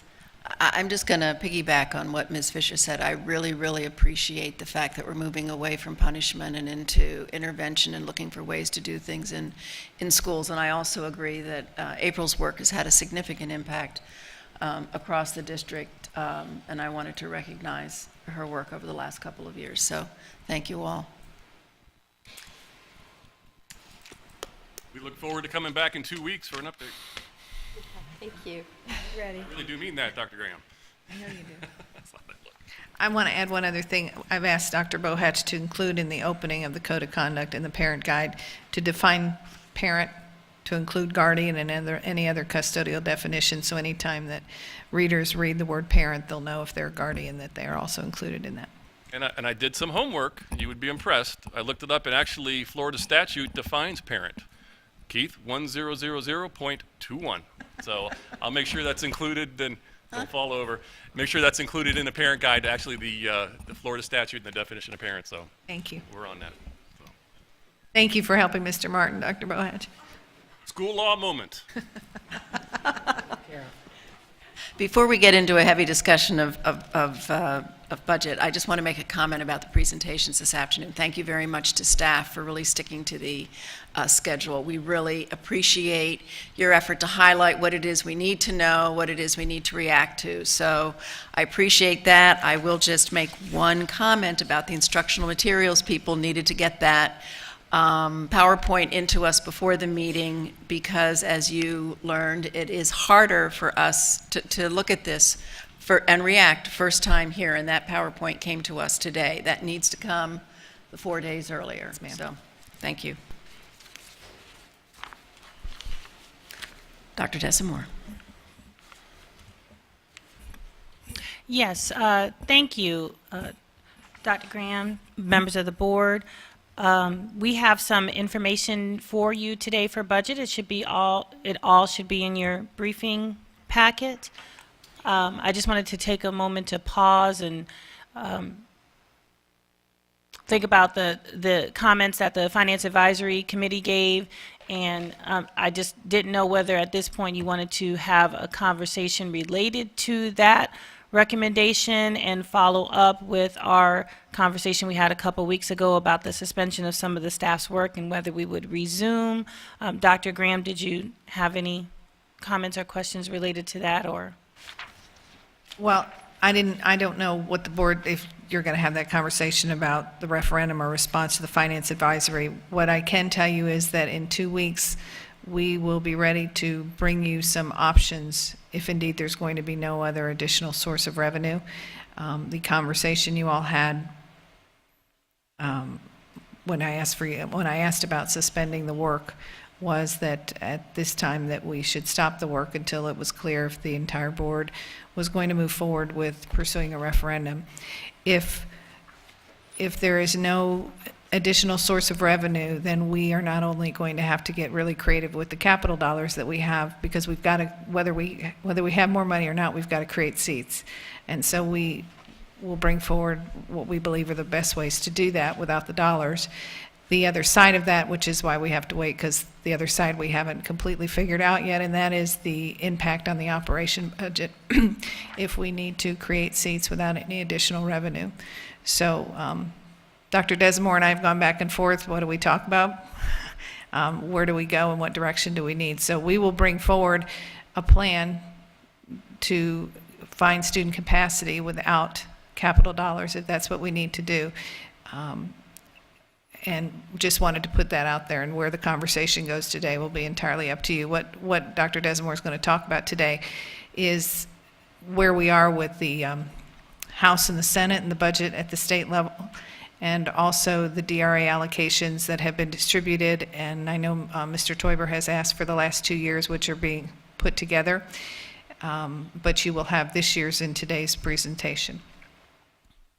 So unless you want to go in a different direction, Dr. Desamore will begin with her presentation. My preference would be for Dr. Desamore to go ahead with her presentation. If there's time at the end, if people want to make comments about the referendum and capital and the next meeting, then we will do it then. Okay, thank you. All right, so the first page then of the budget portion of your backup, at the top of it, it's entitled State Funding Summary. We have received, since the last time we were together, a couple of different runs, one from the House and one from the Senate, related to what funding they would be giving our district, or be giving all districts, for next year in a proposed budget. So if you look, the first column on the left is 2014-15 third calculation. So that is, in this current year, 2015, that is the funding that we're currently receiving. And then the next column shows what the House's proposal was, and the difference between our current funding and the House's proposal. And then that next column shows the Senate's proposal, and then the difference between our current funding and the Senate's proposal. So as you can see, the first thing that I wanted to point out was at the top, the unweighted FTE that the state is using, or at least was using at this calculation, was 89,787. So it was an increase of about 1,600 students over where we are now. Now, we had talked about this previously, and I had said that really this number was very low. We've not grown any less than 1,850 students for the past 3 or 4 years. And so we have been going back and forth with the state about this projection. This is what they gave us and accepted at the time. Actually, at the end of last week, they did call us, and they noticed some trends in our numbers that we have been trying to tell them about, and they said, okay, we agree that this projection is probably too low, you can add some. So we were able to add 350 to that projection, so that brings us up at this point to about 1,960 student growth that they will be funding us on for next year. So you don't see that information reflected here because it happened after, we turned in this briefing information. But the new projection, FTE projection that we're working with now is 90,137. So that is very good news. We won't be shorted. We're actually looking to try to push the state to give us a little bit more. I'm not sure how successful we will be with that, but we're keeping, we're going to keep trying to push. So keep in mind that that additional 350 FTE will push some additional dollars, when you're just looking at the base allocation, somewhere around $2.5 million. So that will change the numbers that we're looking at here. But that was a big deal and good news for us. Now, when you come down to the bottom line, the line where it says total funding almost a little bit further down in the middle of the page, in total funding, you see that the House's proposal, based on this FTE that this proposal was based on, little over $657 million. The Senate's proposal was a little bit under $656 million. So the two are pretty close in terms of what they're giving us, about $1.5 million difference. And there are differences in each of the different proposals that you can see. The biggest one that I'd like to point out is in the base student allocation, and that's kind of the meat and potatoes of it. This is what we're getting for each individual student. The House's proposal has a lower base student allocation than the Senate's proposal does. Lower considerably by over $50 per student. So we're still waiting to see, and hadn't heard as of the time that I walked in here, any additional budget runs that had come out of the legislature just yet. So we are presuming that somewhere, we're going to wind up somewhere in the middle of what these two things are. So our picture is really narrowing now in terms of what we're going to be looking at, or what we know will happen in terms of the budget picture that we're getting out of the legislature for next year. Now remember, when we got the governor's proposal was giving us a $30 million increase on way less FTE than is built in here.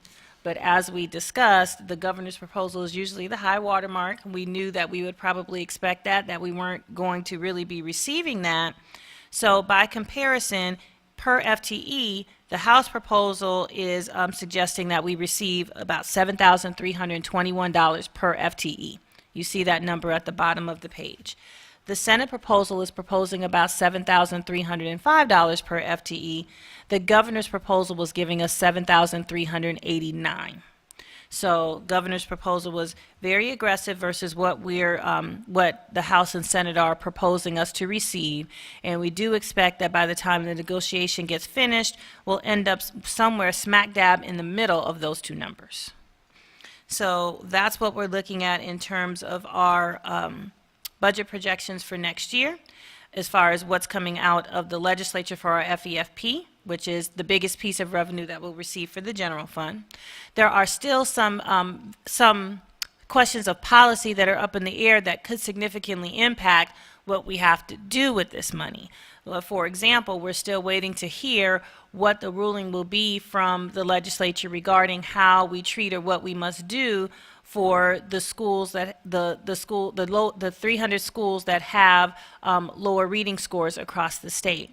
This year we were mandated to give extra time on each day, and depending on what they do with that ruling next year, it could be that it affects, or it makes us do some things with this revenue that at this point we're not planning on. And so things like that are questions of policy, other unfunded mandates or partially funded mandates, those are the things that could come down that could affect what we have to do with this revenue. But this is a picture of what we have right now. Are there any questions related to that before I move on to the next piece? Members? No? No. Okay, all right. So then the next sheet that you have within the packet is entitled at the top, FY15 budget as of April 8, 2015. Now, the FY15 budget, of course, is the current year budget. We are working on the FY16 budget, but we thought that it would be helpful to look at a breakdown of where the FY15 budget stands, to know what that work gave us for this fiscal year, how the budget is broken down, because typically from year to year, unless we have major shifts in policies or initiatives, you will not see major shifts in these breakdowns. So what we decided to do was kind of give you the breakdown of the different funding sources and then talk about how those different funding sources are broken down, just major categories. So the breakdown between personnel and non-personnel dollars, breakdown between schools and departments. And when we finish our work for this budget year, you should see that breakdown being very similar given similar circumstances. So when we look at, say, the general fund, you see that all in all, we have a breakdown of the general fund, and I'm looking at the first columns on the left, of schools and departments, and within schools and departments, breakdown of personnel and non-personnel dollars, as well as that is going to the charters. So you will see that in the general fund, 75.77, or almost 76% of our dollars in the general fund are budgeted to schools, at schools. And the rest are about 24% budgeted at departments. Okay, and so on and so forth across the rest of the funds that you see on the page. And then when you get to the end of that, so when we look at all the funds together, the total percent of funds that are budgeted at schools for all of our budgets, 72% at schools and about 28% at departments.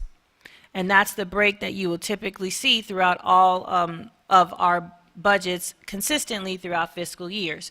We will budget, of course, the majority of dollars at schools, and we will also budget the majority of dollars in personnel. So when you look at the breakdown of personnel, you'll see that, and you can get that by adding up the percentages on the right-hand side of the very last column, 73% of our dollars are budgeted in personnel, and 27% of them are budgeted in non-personnel. So when you see that percentage breakdown, it's easy to understand why, when we're talking about significant changes or significant shifts or significant reductions we have to do in the budget, the majority of it is in personnel. So doing that without impacting personnel is very, very difficult to do.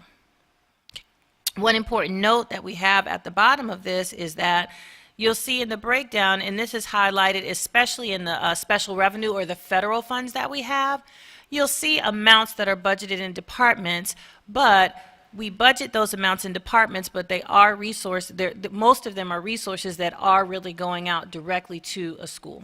And a big example of that would be IDEA funds. For IDEA, we budget all of those funds in a department location. However, the majority, 90% of those personnel, are personnel that work every day at schools. So that's just an important distinction to make, because even though we show it at departments, in many cases, it is a benefit that's going directly to a school. So we just wanted to make sure that we showed the breakdown of the current budget, because again, to understand where those pieces lie, where we have them lined up for this current year, and you'll see those patterns continue throughout the years, like I said, unless there's a significant shift in initiative or focus of the district. So are there any questions on that? Board members? Many of the sheets that you have behind that, at the top it says FY15 department projects. We wanted to give you a comprehensive list of the projects that we have budgeted in department locations. So that is, they're not necessarily federal projects, but what they are is the district's discretionary funds. It could be general fund dollars or capital dollars. These are the things that we specifically set aside in projects. We give that funding to the departments, and then they use them for those specific things. Some of those things are mandated by law. Some of those things are about initiatives that the district has taken on. And we wanted you to have a comprehensive list of what all those things are in this current year and what the amounts are that are budgeted in this current year, so that when we bring that information for the FY16 budget, you can see the consistency of that, what the differences are. If we've eliminated things or added things, we'll be able to specifically discuss those things, and you have that information as far as the FY15 budget is concerned. Some of this, board members who have been here for some time, you received some of this information when we were going through the FY15 budget process, but then of course we have a couple of board members that weren't here during that process, so we wanted to make sure that you had that information as well. Okay. No, any questions related to that? Okay. All right, so then we'll go on to the school allocation. So we just went through the numbers, and you know that schools are, the dollars budgeted in schools are 75 to 76% of total budget. So of course it's a very important chunk in the meat and potatoes of what goes on within the school district's budget, as it should be. So we wanted to make sure to explain what was in the school allocation, how the school allocation works, and then give you some information about the allocation that we have recently completed for the FY16 year. So after the information about all the department projects in your packet, you will come to a sheet that says at the top, quick reference for DRA school allocation formulas for 2015-2016. Does everybody see what? Okay. So the DRA allocation for schools, or we call it the DRA allocation. DRA stands for District Resource Allocation. So the DRA formula is broken down into a few distinct pieces. First, we know that there are several things that we have to accomplish as a school district, and each school has to have funding for. A major piece of that is class size reduction. We've got to make sure that we allocate enough teachers at each individual school based on the projected FTE, the FTE that we are projecting for that school for an upcoming year, enough teachers so that they meet class size reduction for the kids that they have coming. So we've got to make sure that we do that. We've got to make sure that we allocate enough teachers and additional support staff for ESE classrooms that are separate classrooms, or what we have referred to in the past as self-contained. So separate classrooms for ESE, we have to make sure that we are providing a correct allocation for that. We also must make sure that as far as our building is concerned, that we are allocating enough resource to make sure that we maintain the asset, the cleanliness of the building. So our custodial staff, we must allocate to each individual school so that they have enough to maintain that asset. So those parts of the DRA are explained up at the top of the sheet, and we call them fixed allocation. Call them fixed because everybody gets it. Everybody gets it according to the same specific formula, and they're based on very specific things, and there's no flexibility within that. In other words, based on these teacher ratios that we've listed on the sheet, and they are according to our class size reduction requirements, whatever number of teachers that drives for a school, when they turn their budget back in, we ensure that they have budgeted at least that number of teachers in order to meet class size reduction. Now you'll notice that in our teacher ratios on the left-hand side of the page, elementary K through 2 we're allocating at 18, one teacher per every 18 kids, and of course that's according to class size.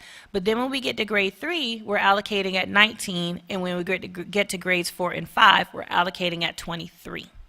That is because, remember, we don't have to meet the strict class by class average that we used to. We back up to a school-wide average. So in order to capture that efficiency, we're increasing the ratio. We're driving less teachers for more kids so that in the end, in the average, we can meet the school-wide average and not have to go strictly on a class-by-class average for each of the classrooms. Same thing for the middles and highs. The middles would be at 22 and the highs would be at 25. We drive those ratios up a little bit to 22.5 and 26 to capture some efficiency. When you get to underneath that, you see that we have a self-contained or a separate classroom ESE teacher ratio. So for each of these different types of separate classroom environments based on the service delivery model of the child, we have a different ratio in which we allocate teachers to students. For something like a PA, which is a pre-K autism class, it's 1 teacher for every 8 kids, because that classroom has a lot of kids with a lot of special needs and has to be relatively low, whereas others you see can be allocated at 10 or 12 based on what the exceptionality is.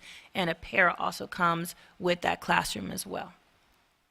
Then for the custodial piece, we allocate 1 custodian for every 23,400 square feet of a building.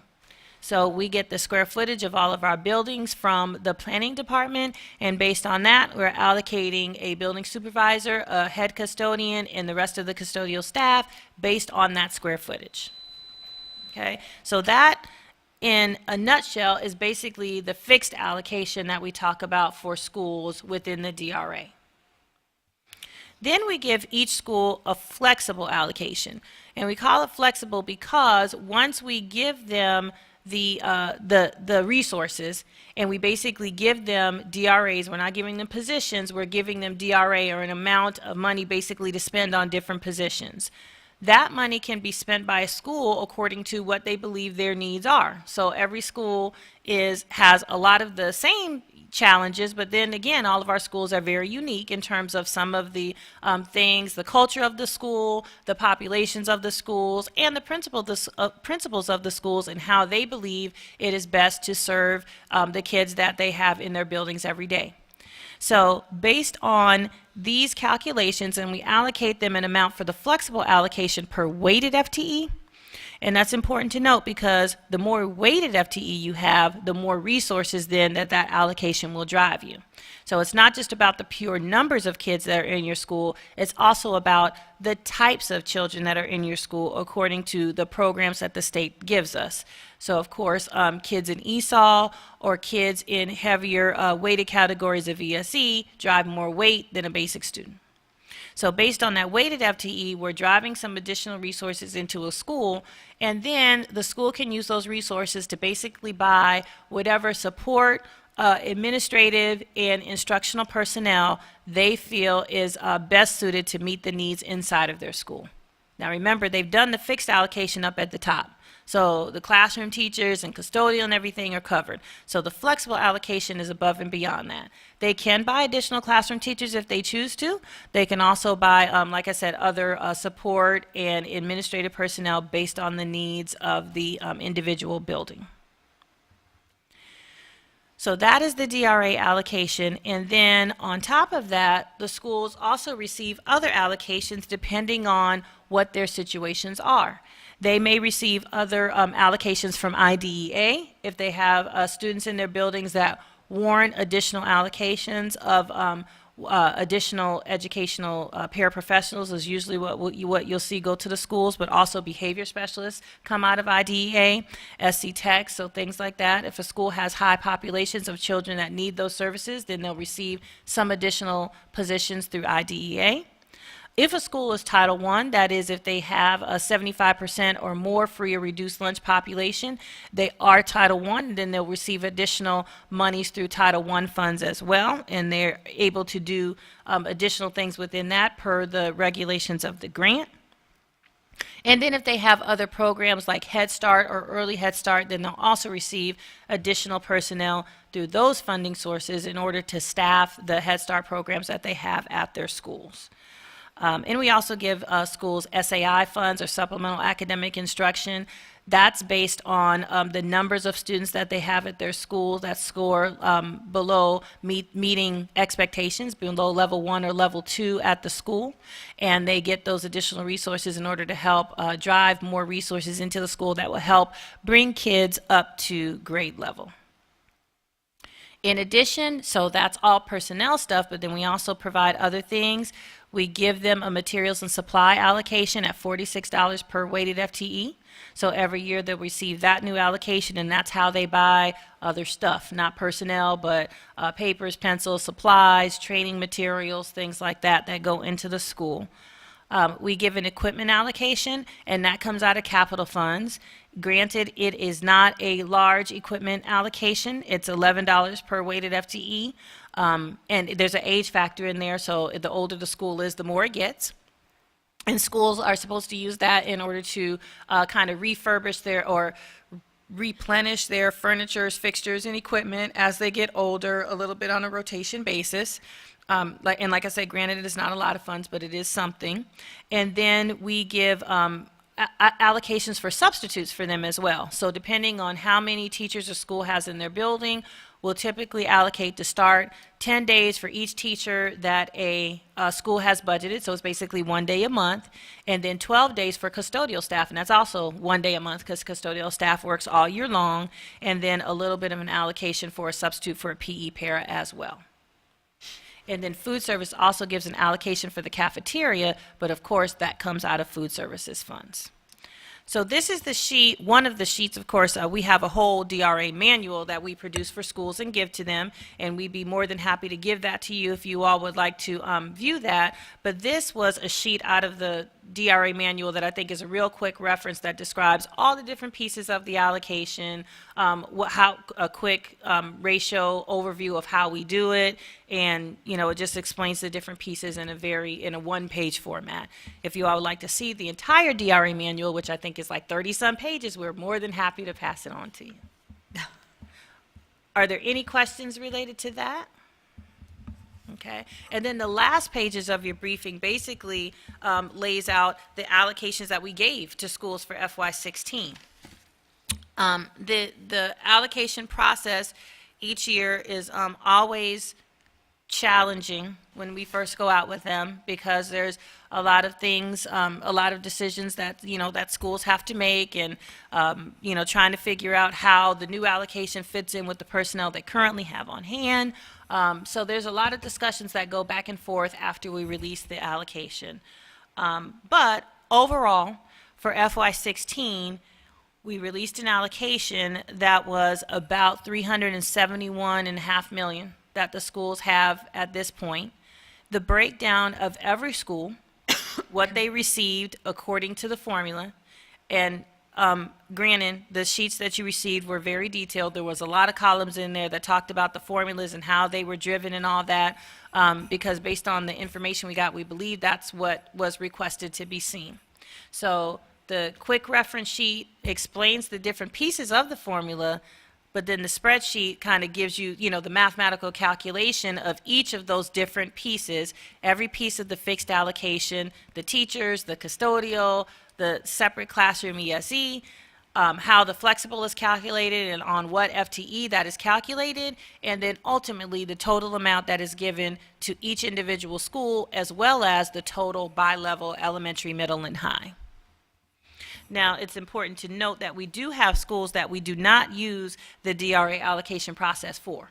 We allocate, we project a number of FTE and we allocate to schools based on that FTE, but there's some schools that we call non-DRA schools. That is, their population is a little bit more unpredictable, so the flat DRA allocation really doesn't lend itself to that. So our ALCs, Royal Palm, virtual school, we look at those at this point as non-DRA allocations. There's very few of those, but there are a few. Or DJJ sites, they're a non-DRA allocation, and we place resources there based on what the need is, and the DRA allocation as it stands here really doesn't drive what it is that that those schools need in order to service their populations. So they're outside of that DRA allocation. You will not see them listed here.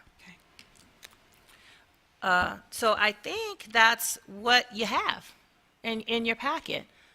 We wanted to make sure we gave you a comprehensive overview of that, and I'll just wait for questions. Board members, Mrs. Fisher. So how does the DRA for the 15-16 school year compare with last year? So the DRA allocation is from last year is about 13 million up at this time for a couple of different reasons. So the DRA, I really didn't define what a DRA is, right? So one DRA really is equal to one teacher, one basic teacher. And then everything else is driven as a ratio off of that. A para would be a 0.45 DRA, which means it's 45% the cost of a teacher. So when we compute what the cost of a DRA will be for any given year, we're running what the average salary, what we believe the average salary of a teacher is for that fiscal year. And we'll build some adjustments or some assumptions into that. So the value of the DRA went from 63,500 and some in this current year to 65,139 next year, because we built some assumptions in there related to, increases. But when you look at the number of DRA, but the amount or the value of the DRA really is transparent to a school.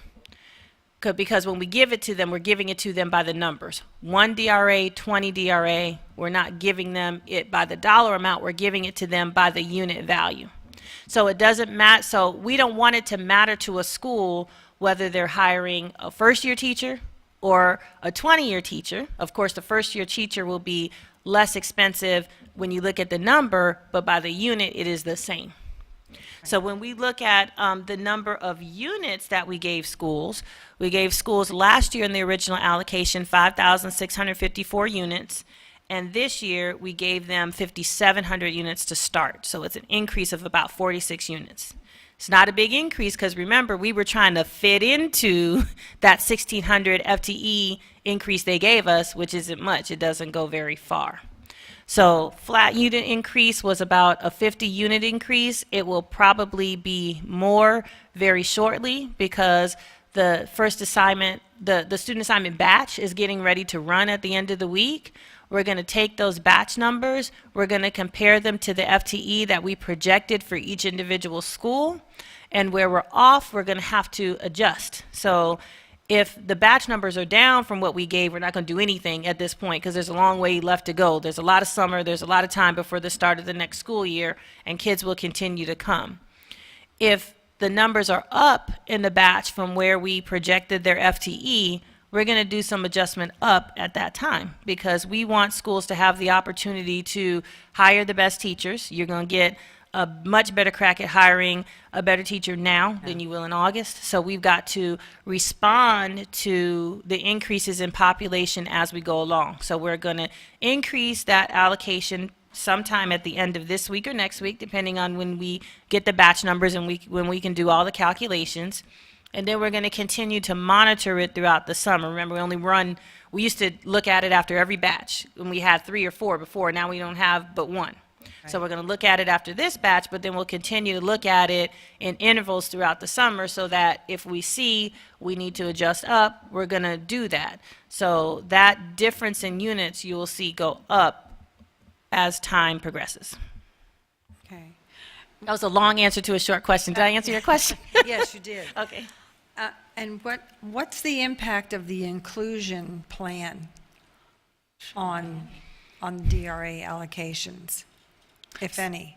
Okay, so good question. So the impact of the inclusion plan, if we look at the quick reference sheet, you see that there's on the left-hand side of the page, there is an allocation that we call IS-CT Flexible DRA Allocation. Right. That is in response to what we tried to do for the inclusion effort. So we wanted to, there's something additional that has to go along with that. There's some students that have some special needs, but we want to make sure that they're in the least restrictive environment, and we need to be able to provide schools support in order for them to accomplish that. So within that allocation, and it is part of the fixed allocation at the top, we included the ISCT flexible allocation in the DRAs this year as a response to inclusion. So that's how we changed the allocation this year to do it. And I think what I think you're asking, so what was the dollar amount impact of that, I think? And right now, with the population that we're looking at, we drove about $5 million additional dollars into schools, which looked like on average about 1 DRA per school. Okay. So on average, that's what it looked like. On average. I mean, different schools, of course, were different depending on their populations of kids. Some had very high populations of inclusion students, others had hardly any. But when you look at the number over the average, 1 per school. So then, for schools who have a higher ESE population, what's the plan? I mean, is there going to be a leveling out? Are kids going to be reassigned if they're going to be included with support? Or how is that going to? That's not a budget question. It's not a budget question? No. Thank you. Okay. I think people Well, are watching who heard that question. Certainly, I think, you know, Dr. Graham can follow up with some additional information with that if that's what you're asking. Yeah, let me rephrase that. Okay. Okay. So is the inclusion plan going to impact any jobs, like for powers or teachers? It is, at Negatively. this point, hard for me to say because we shifted from a very fixed allocation of what it was. So for so before the items or the FTE or the children that we're looking at for inclusion, before we're in separate classroom. And for separate classroom, we had a very fixed allocation for that. We had 1 teacher and 1 para for each service delivery model. Right. Now we're going to something different. We're going to inclusion, and we're giving them what we're calling them an ISCT flexible allocation, which is a number of DRA. And then once they receive that number of DRA, the school can choose to do what they want with it, in relation to what they think they need to service the needs of the kids. Okay. So they may say, well, in order to do that, I need more teachers and less paras, and so that's what they may do. Or they may say, I like the mix of staff I have now, and that's what they may do. Or they may do something different. So until we get that information back from schools as to how they're using that allocation, it is impossible for me to say. Okay, I got you. Thank you. Mrs. Dozier. Well, and I listened very carefully to your response to the question that Mrs. Fisher asked. The bottom line, the way I look at it is, a teacher unit, you've gone from 63,000 up to 65, give or take a few dollars, correct? Isn't that what your statement was? Yes. Okay. So, and then you said that was based on an assumption. That was based on an assumption that basically the board's going to grant raises, I think is what you're talking about. And I have to talk about raises and sales tax at the same time, because additional positions, increases of spending, the public sees one thing, and I'm going to say that there is a very popular general in this community, and he will not say that your student allocation is 7,000 or whatever, but instead he's going to say it's 15,000 or 14,000, whatever the odd number is. So the general public out there sees us receiving a amount of money, and they don't see it in terms of capital spending and operational spending. So I'm just putting that out there because it's a real slippery slope when you talk about assumptions and you talk about what the end goal is, because I think that the two just don't equate to the same message to the public. Any other questions, comments? Want to ask one? Ms. LaRiviere? The increase from the 63,000 to the 65,000 estimate that you came up with, that includes not only salary, but increases that we may have to pick up on our part with regard to insurance? Yeah, Those all pieces, benefits, all so, of those pieces. Social Security, insurance, FRS, so the whole 9. Yeah, and each year, so remember that all this work is done in December, January timeframe, is when we start building the average salary for the next year. So we've got to go on something, so we make an assumption and we go. Now, depending on what unfolds, the assumption may turn out to be right or not right, and based on but the way that the allocation is driven based on a number of units, the fact that those predictions do or do not come to fruition really don't impact the school's allocation itself. What it does impact is the rest of our budget and then what happens to the rest of those dollars. But because it's based on a unit value as opposed to a dollar amount value, the assumption is we do the best that we can with the information that we have, but it's easily adjustable based on what actually ends up happening. So you were just, you were using the 65,000 to play with to help come up with the pieces that you could work with, knowing that it would adjust depending on how it turns out. That's correct, and that would be par for the course every year. Mrs. Dozier. So, with that being said, that is why principals are seeing a reduction in their DRAs, because you are using this assumption, and because I know that I have heard from quite a few principals that they're very concerned about the reduction in their DRAs, that they have the same amount of students or more students, and they just, they're saying, I don't know how I'm going to do it.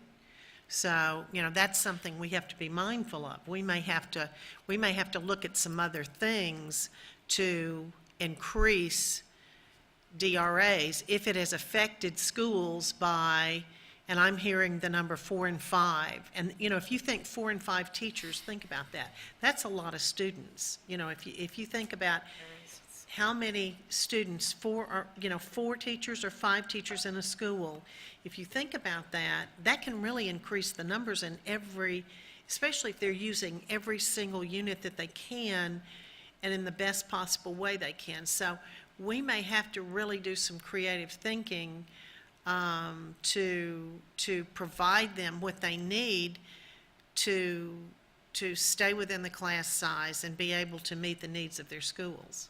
So, just to clarify with that, the assumptions are not necessarily the reason why a school would be losing a DRA if a school is losing DRA. So in a lot of principals that I've talked to over the past several weeks, and I've probably been on the phone, and each conversation with the principals probably an hour a pop, going through and talking with them and running through the pieces. And first of all, we have to make sure that when we run from last year's, or FY15, when I say last year now, I'm referring to FY15 because I'm already in the next one. When we look at FY15 to FY16, that we are working on the same information, because many times a school will look at what the original projection was that we gave them and then compare it to the resources that they have right now. And so we have to make sure that first we get on the same page with that, and then go through and start talking about, okay, so what really creates these differences? The allocation itself was not driven to give a school, everything being equal, the allocation was not driven to give a school less resources. It was driven to give a school more. And so, but it was new. It was new. It was something that we drew up this year with the inclusion effort and all that. So we're going through each school and really looking at it case by case and saying, okay, if you have a loss, what's driving it? And in some cases, we find out there really is not a loss at all. Or if you have one, what's driving it? And have we really structured this the right way? Or do we need to do something, look at doing something to make some changes? So the allocation itself was not driven to give schools less resources, but we just have to look at them and determine, do we need to do something different? And it may very well possibly be that we do. Mr. Teuber? Any questions? No? Ms. LaVriere? No? No other questions? Okay, well then moving on to the conversation about capital. As I understood it back in beginning of March, this board in a briefing agreed to go to a referendum. 5 people instructed the superintendent to proceed with putting together the process for going to referendum. Based on that conversation, I agreed to go along with the plan to construct a high school, because it was my understanding that it was my expectation that, and I apparently was not clear, that the proposed funding for high school LLL would be short-term COPS, long-term referendum. So when I came to understand that there may not be significant support or 5-0 support on the board for a referendum, I felt I was obligated to say that I couldn't support high school LLL because I don't believe that we've had a conversation about the impact on capital of doing a COPS long-term for high school LLL. And until we've had that conversation, I would have to change my position on supporting moving forward with high school LLL. So that's where we were. And that's where we are. Where we are, as I understand it, is we are no longer 5-0 on proceeding with a referendum, so we need to have that conversation. But I also think we need to have the conversation, the superintendent and I have talked about this, about the impact of doing a COPS funding for high school LLL and what the long-term impact of that is on capital, in addition to our other options, which are financial, which either have a financial impact or an academic impact. So sort of where the superintendent and I have sort of thought about going with this, and the Finance Advisory Committee, I would add, has strongly recommended following this path. First of all, we have a presentation by a professional in the business of doing referendums and finding and getting some real facts on the table about what this community, what we would face, what the community would face with respect to a referendum. Secondly, that staff will present for us at our next board meeting, briefing or workshop, I can't remember which it is, not only the long-term impact of the funding LLL with the COPS, but also some of the other alternatives that have been raised by people in the community, the financial impact across the board, not only of building the high school, but not building the high school and what the other financial fallouts would be, as well as the academic fallouts. And then at that point, we would have a discussion again about whether or not we want to proceed with some sort of a revenue-raising referendum. And if so, that takes us down one path. And we make decisions about building as a result of that. If not, then we have to have conversations about how we move down that path without revenue. So that's sort of where I see us, and that's the conversation I'd like to have right now. Where are you all individually? How do you see this unfolding? Is this a plan you're comfortable with, or, you know? So, Ms. LaRiviere. Well, a couple of things come to my mind. I love going out and visiting schools, and when I'm out in my District 5 area, most of those schools have gotten everything they need, and they're right where they need to be. There are other schools that I see things that we have to do for maintenance to maintain our schools and keep them where they are. And I'm concerned about the funding for that, as well as funding for new schools. I don't believe I can make a decision one way or another regarding the referendum until I get some more education. My feeling about the referendum, it has nothing to do with how I'm going to vote when I go in there and I vote and what I'm going to say. I know that when we had the referendum for adding 2 new members to the board, not everybody on the board, you know, everybody's going to vote, may vote differently. But I do believe we need to get educated on it. Beyond that, we need to make sure we know where we are financially and can give an account. We also need to educate our public so they understand and see. And then it's up to the public to decide, where do we go with this? But I would like to have some background, I believe workshopping with somebody who's gone through the process can give us some information. I believe it would behoove us to do that. Okay. Other comments? Mrs. Dozier? Well, maybe I have a different recollection of what happened at the board table. Because I think that we told Mr. Martin to go out, look at the possibility of bringing something back to us, putting it on the agenda, and looking at a time when, I know I set a specific time. I would only support it if it was at a specific time. I think that I had a condition. I didn't say, I'm supporting this. I gave a caveat with it. And at that time, publicly, when we began to talk about it, we also began to, whether or not we realized it or not, we began a public conversation at the same time. That conversation took place in the legislative halls. It took place in the county commission halls. It has taken place in a lot of different venues all across Lee County. And I know since that time, and I can't even remember the exact date of when that took place, but we've all, we've had a joint committee meeting, and there are a lot of opinions out there about what we should do and how we should do it.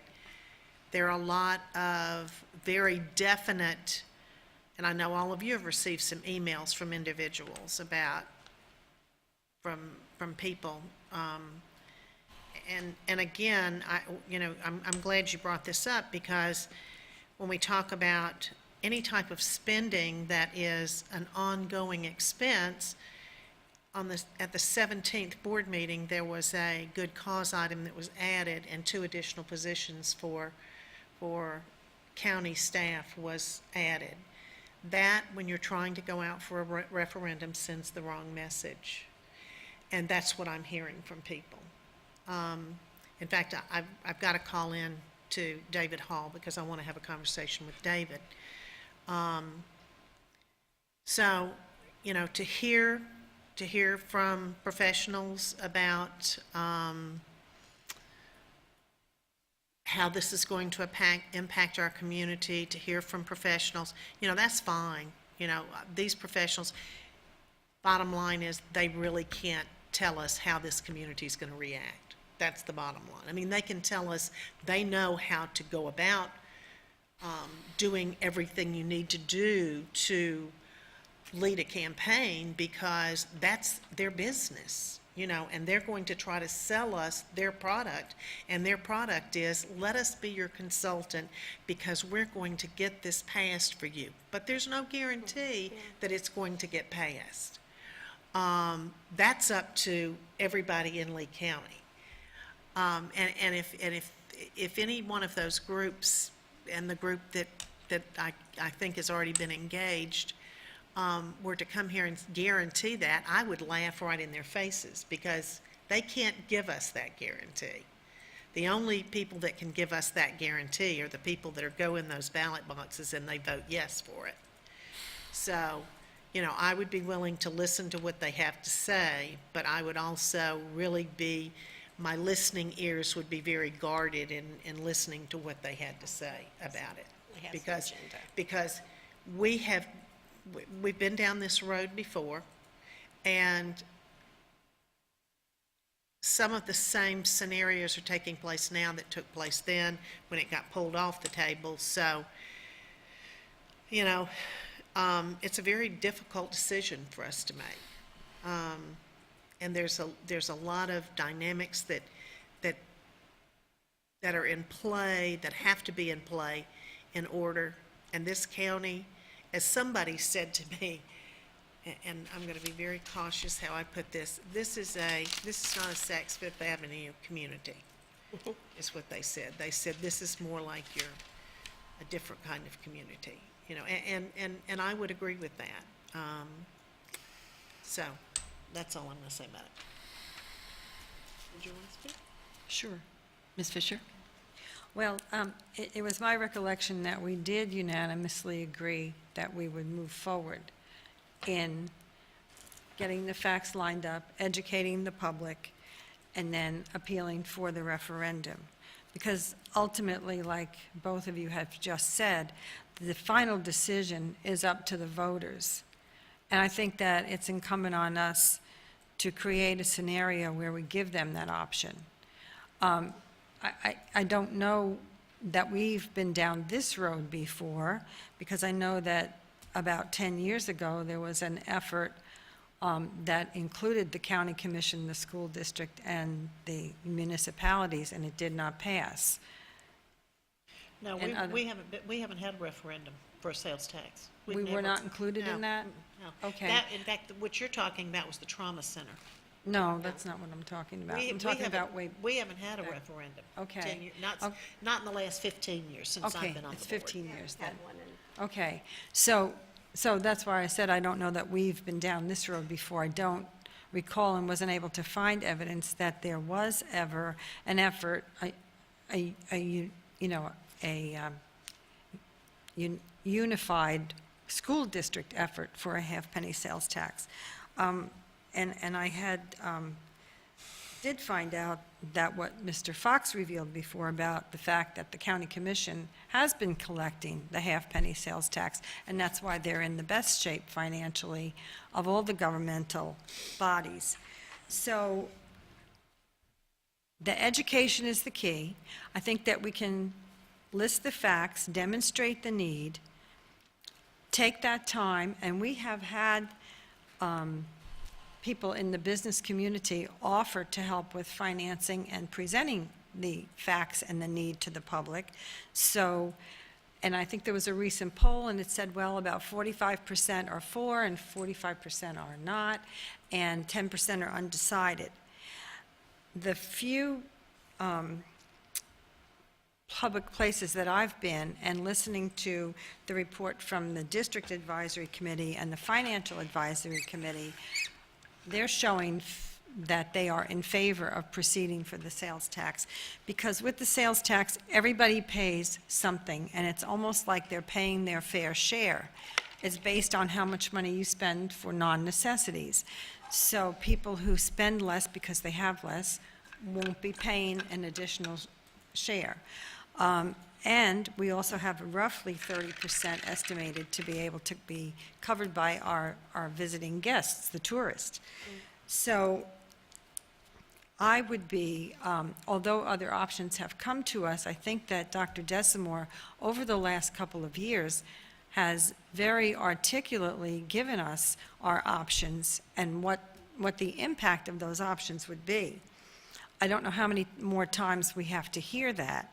Someone mentioned to me today that we ought to go to the legislator and ask them to do a real estate transfer tax, which would not happen in 2015, and because of election time would not happen in 2016, and put us in 2017. By then, we could have about 6,000 more kids in the district, give or take a few. So my personal feeling, and you asked us that, what is our personal, my personal opinion is that we should get to work with the people in the community who are willing to support and help us, educate the public, get it on the referendum, and let the voters decide. Thank you. Mr. Teuber. Well, we agreed to proceed with LLC, with the school LLL, so that this board has done. We agreed to fund that school with COPS so we could proceed with the construction, and that we're doing. We agreed to go through the process to set up for a referendum, but that was to go through the process because If you noticed from Mr. Caldwell's letter, we have different options on how to proceed with a referendum. We can go to a half-cent or a full-cent sales tax. We can go to a half-cent capital sales tax.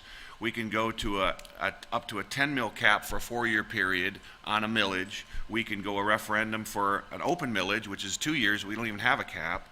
And we have a debt service that we can go up to for a 6 mil max. So we have a bunch of options, and we haven't even went through which option is the most plausible yet, and yet we want to run through and go through and do this. Similarly, we haven't, to me, I don't think we've done our due diligence as far as my position was when I said I'd support it is we have to look to make sure that when we go out to the public, we've said we've looked everywhere and this is the best solution. And that was kind of the message that the state legislators tried to say. For example, they talked about the one issue of the 8, of all the 8, none of them really were plausible, except for there was one issue on, is it possible to take some of undo some of our load by taking some of our high schools and make them trimester? In other words, have kids go AB or BC or AC, and we go year-round. Now, it would increase our capital expenditure for that school because you're running it year-round, and you'd have to increase 40% in our teaching staff. But we can talk about that in a minute. But it would give you 40% more capacity in your high schools. So does that solve some of our current needs if we would do that with some select high schools and make it part of the choice system that if you don't want to do that, there would still be schools within each zone? You don't have to do that. So those are options that we haven't even looked at. Then you look at, well, how are we going to do the operating cost? We're talking about raises and those type of things for the budget. We need to give those opportunities that, our teachers could probably make more money just by providing more services. In other words, they're off the summer, we'd give them a year job, to be able to do that. And so that we could actually do those type of resources more pragmatically. The other issue that you have, we've got 3P that we talked about. I spent a whole day over in Miami last week, learned some really eye-opening stuff about 3P. And then I've been speaking with Sinclair and Associates. There's an executive vice president coming down from Columbus tomorrow that I'm going to meet with him on credit tenant lease financing is another option that public entities are doing that I'm looking at exploring. If any of this stuff has any merit or I believe it's going to work, at that point, I'll bring it to the board, we'll bring it to the administration to have them look at things, but there's other ideas. But our biggest thing is, we talk about our capital. Ms. Desmore said we have a $45 million bogey that we're not making every year. Well, we just had our impact fees increased, so now for $8 million more than we had. So that 45 number just went down to 37 million. We take 24 million every year from our capital and move it to our operating by statute. 4 of it is PICO transfer tax. I've been reported. So 4 of it's to charter schools. So it's still 20 million into our cost. That 20 million would knock that bogey down to 17 million differential. We can raise right now. We can vote without any voter approval. Say we want to increase a $500,000. Mr. Martin, you can correct me if I'm wrong, but we can increase a $500,000 right now. This board votes it. It happens. We can raise a $500,000 capital millage. The caveat is whatever we raise on our capital side, we have to reduce that amount of our funding from the operating side. Okay, so basically what those steps, and I'm not saying this is even feasible to do, but we haven't even looked at doing it. The operating side is what everybody at home calls tightening your belt. Operating more efficiently, doing things that maybe we just don't have the money to do. In a perfect world, the state gives us a lot of unfunded mandates. And one of the examples that I gave to Dr. Graham on Monday was, we're told to do one-to-one computers. And everybody's got to have a computer. Well, that's really great, but they don't pay for it to do that. So you know what? If we don't do it, what's the harm? Well, they're going to take away our funding. Well, how much money is that? $250,000 or whatever the number, the budget item, Dr. Desmores can tell us. So we don't get that money. Well, we're spending 6 times as much of our capital budget to do something to get 200. I mean, we're throwing good money after bad. So instead, if we just say, we don't have the money. You didn't give it to us, and we're not going to do it. So from K5, we're going to go back to paper and pencil because we can afford that. You know, those are the type of tough decisions that we need to have those discussions that they may not be plausible or they may not be acceptable. If we tell the public that we're not going to do certain programs because we're going to cut this operating budget. So in other words, that's going to mean this ESE implementation that seems to be so important. We didn't have it before, and we've never been cited for it. It was a decision directive from this district, and I don't even remember, I don't see it in the minutes from the directive from this board, so somebody needs to edify me as far, all of a sudden, why this ESE directive came forward without a policy direction from the board. But that's the direction that we're taking. But if we stop that, how much money is that taking out of our operating budget that we can say we can do these numbers? Now, we may choose not to do that. You know, Ms. Desmorris did a phenomenal job at the DAC talking about how we run our system when we talk about school choice. And one of Mr. Caldwell's ideas was we need to modify school choice. Well, you know, we chose school choice for a reason. We picked 3 zones because it was the most pragmatic way to just duplicate every program 2 times. If we choose to eliminate choice, we can't duplicate programs 13 times. We would have to eliminate programs. Now, run that out to your public and see how that sounds, okay? That's the type of feedback that people will say, that's not what you want to do. So if we choose school choice, we will spend more for transportation because we do things to accommodate that school choice. But that's a decision we made as a board and a philosophical district decision that we've decided to do. So the costs that are associated to the benefits, it's a cost-benefit analysis. That's the decision this board's going with. But we need to take a look at that type of analysis on every philosophical decision that we're doing. You know, and I'm just going to, and I'm not saying I'm for eliminating any of these or modifying, I'm just giving you some examples. What we pay to feed kids, what we pay to transport kids, what we pay, you know, there's what we have to do by law and what we do because it's the right thing to do. You know, what programs we offer, how far we extend, you know, with our ESE, you know, we only have so many dollars for ESE. And when I say ESE is the half deviation to the left and half deviation to the right. It's other than the 85% of the normal bell curve. So, you know, understand that it's both sides of that spectrum. We spend more for those kids because we have line items to pay for that. But do we spend more for those kids that we don't have the line items to pay for it, but we're doing it? Well, that's taking out of the middle. Well, if we go strictly to strict conformance on what we're paid, some kids won't get services that we feel they're either they're entitled to by law or they're entitled to because we feel that's what we need to do.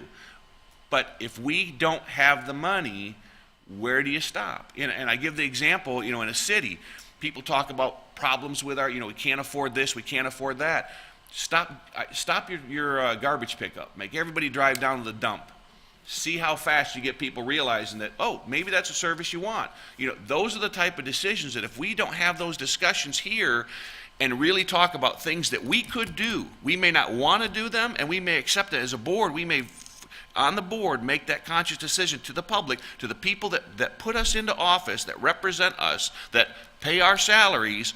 Those are decisions and discussions that I think it's incumbent on us that we need to have those discussions. We need to say where we stand and then let the public say we agree with you or no, we don't agree.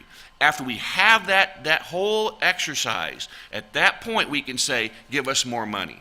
But I don't think we can just say give us more money and trust us because, as I told you, the one time I went, it was the day after we had this hit the streets. Everybody in the room said, we don't trust public officials. No offense to you guys, and I said, none taken. We don't trust public officials, period. You need to prove it to us. And I said, okay, but if we do, what do you feel? They go, we love education, we believe in kids. You know, we'd be going that way. And I finally, as we got to the end of the day, everybody agreed they'd support it and all these I's were dotted and all these T's were crossed. We haven't done that yet. Now, Dr. Graham has said to us, look, guys, if we're not ready for the referendum, how about we go out there and start notifying the public? I'm all for that. And I think the job that Ms. Desmorris did and the handouts that the staff has given us now to get that message out, I totally support that. But to jump ahead of the cart, jump ahead the cart in front of the horse, I'm not ready to do that until we do the exercises. So that's where I'm standing. And so if it's about not supporting the tax referendum as it is right now, I agree with, I have to support Ms. La Riviera I'm not saying I don't support it. I'm just saying is that I think we have work to do that I don't think's been done yet. Ms. LaRiviere. And just to add on, it would be beneficial if we get a workshop on tax referendum, let's look at some other options. Okay, let's workshop what the pieces are, different pieces are. And then decide which one looks like is going to give us the best give us the biggest bang for our buck that may not be as shocking to people. And along with that, we do need to make sure that we are able to exhibit to the public exactly what the need is, and to make sure that they feel like there is full transparency with what's going on. Yes. And I just wanted to insert, please excuse me, because I'm saying that I've been hearing this for over 2 years and have sat through many a presentation, not stopping to think that you, Mrs. LaRiviere and Mr. Toiber, were not with us at that time. But Dr. Desamore has presented the options in a list, and we've gone over the impact of those. So, I mean, if we need to do that again, A review. and that would be perfect. But part of the education, I think, piece is letting the public know what the other options are too. So, you know, double sessions and Exactly right. portables and trimesters or whatever, Exactly. whatever's on the agenda there, or cutting art and music, which this community does not want, and we know that. So, you know, I feel like whatever we decide to do, we need to get ourselves together as a group and as a team and make a decision and move forward, because we can't be sitting here for another 2 years talking about it. So, Dr. Graham, do you believe that staff can begin to address some of the questions that have been raised at this table today at our next meeting on the 28th? I know we talked about bringing some of this forward. Yes, and as I said, as Ms. Fisher said, some have been answered, and we probably just need to bring them back. Yes, we can do that. I'm looking at Dr. Desamore. She's looking down, not making eye contact, but yes, we can provide that information. I would just like to clarify that I look at the building of LLL the same way some people are looking at the conversation about the referendum. We have not given the go-ahead on LLL, even though some people are telling the public that it's a done deal. So let's get that out there too. LLL is not a done deal. Wasn't there a recommendation that came to the table? Yeah. Yeah, I think there was a recommendation that came to the table. We had a timeline. Yeah. But there was a timeline. That was not a final. It was for the construction of the school in Yeah. 2018. We all voted for Then I'm going to that. bring forward a different recommendation. Okay, thank you. Okay, so that concludes, do you want to say something, Mr. Martin? Just on this subject, just one matter that Mr. Toiber raised, the swap option allowed by statute is actually a quarter mil. Oh, it's a quarter mil. Mrs. Morris, how much is a quarter mil? 0.25? No, I mean, how much is it going to raise? I mean, how much is it going to raise us? But that was At good. .25, 15 mil. 15 mil. 15 million? So that would take 35 out of operating. If you took the 20 million out and then you took another 15 out for mill, that would take 35 million out of operating. Yeah, that's right. Move it to capital. That's Okay, right. so that would be yeah. the impact on the operating budget. Yes, ma'am. Just one other thing I want to, I think what Mr.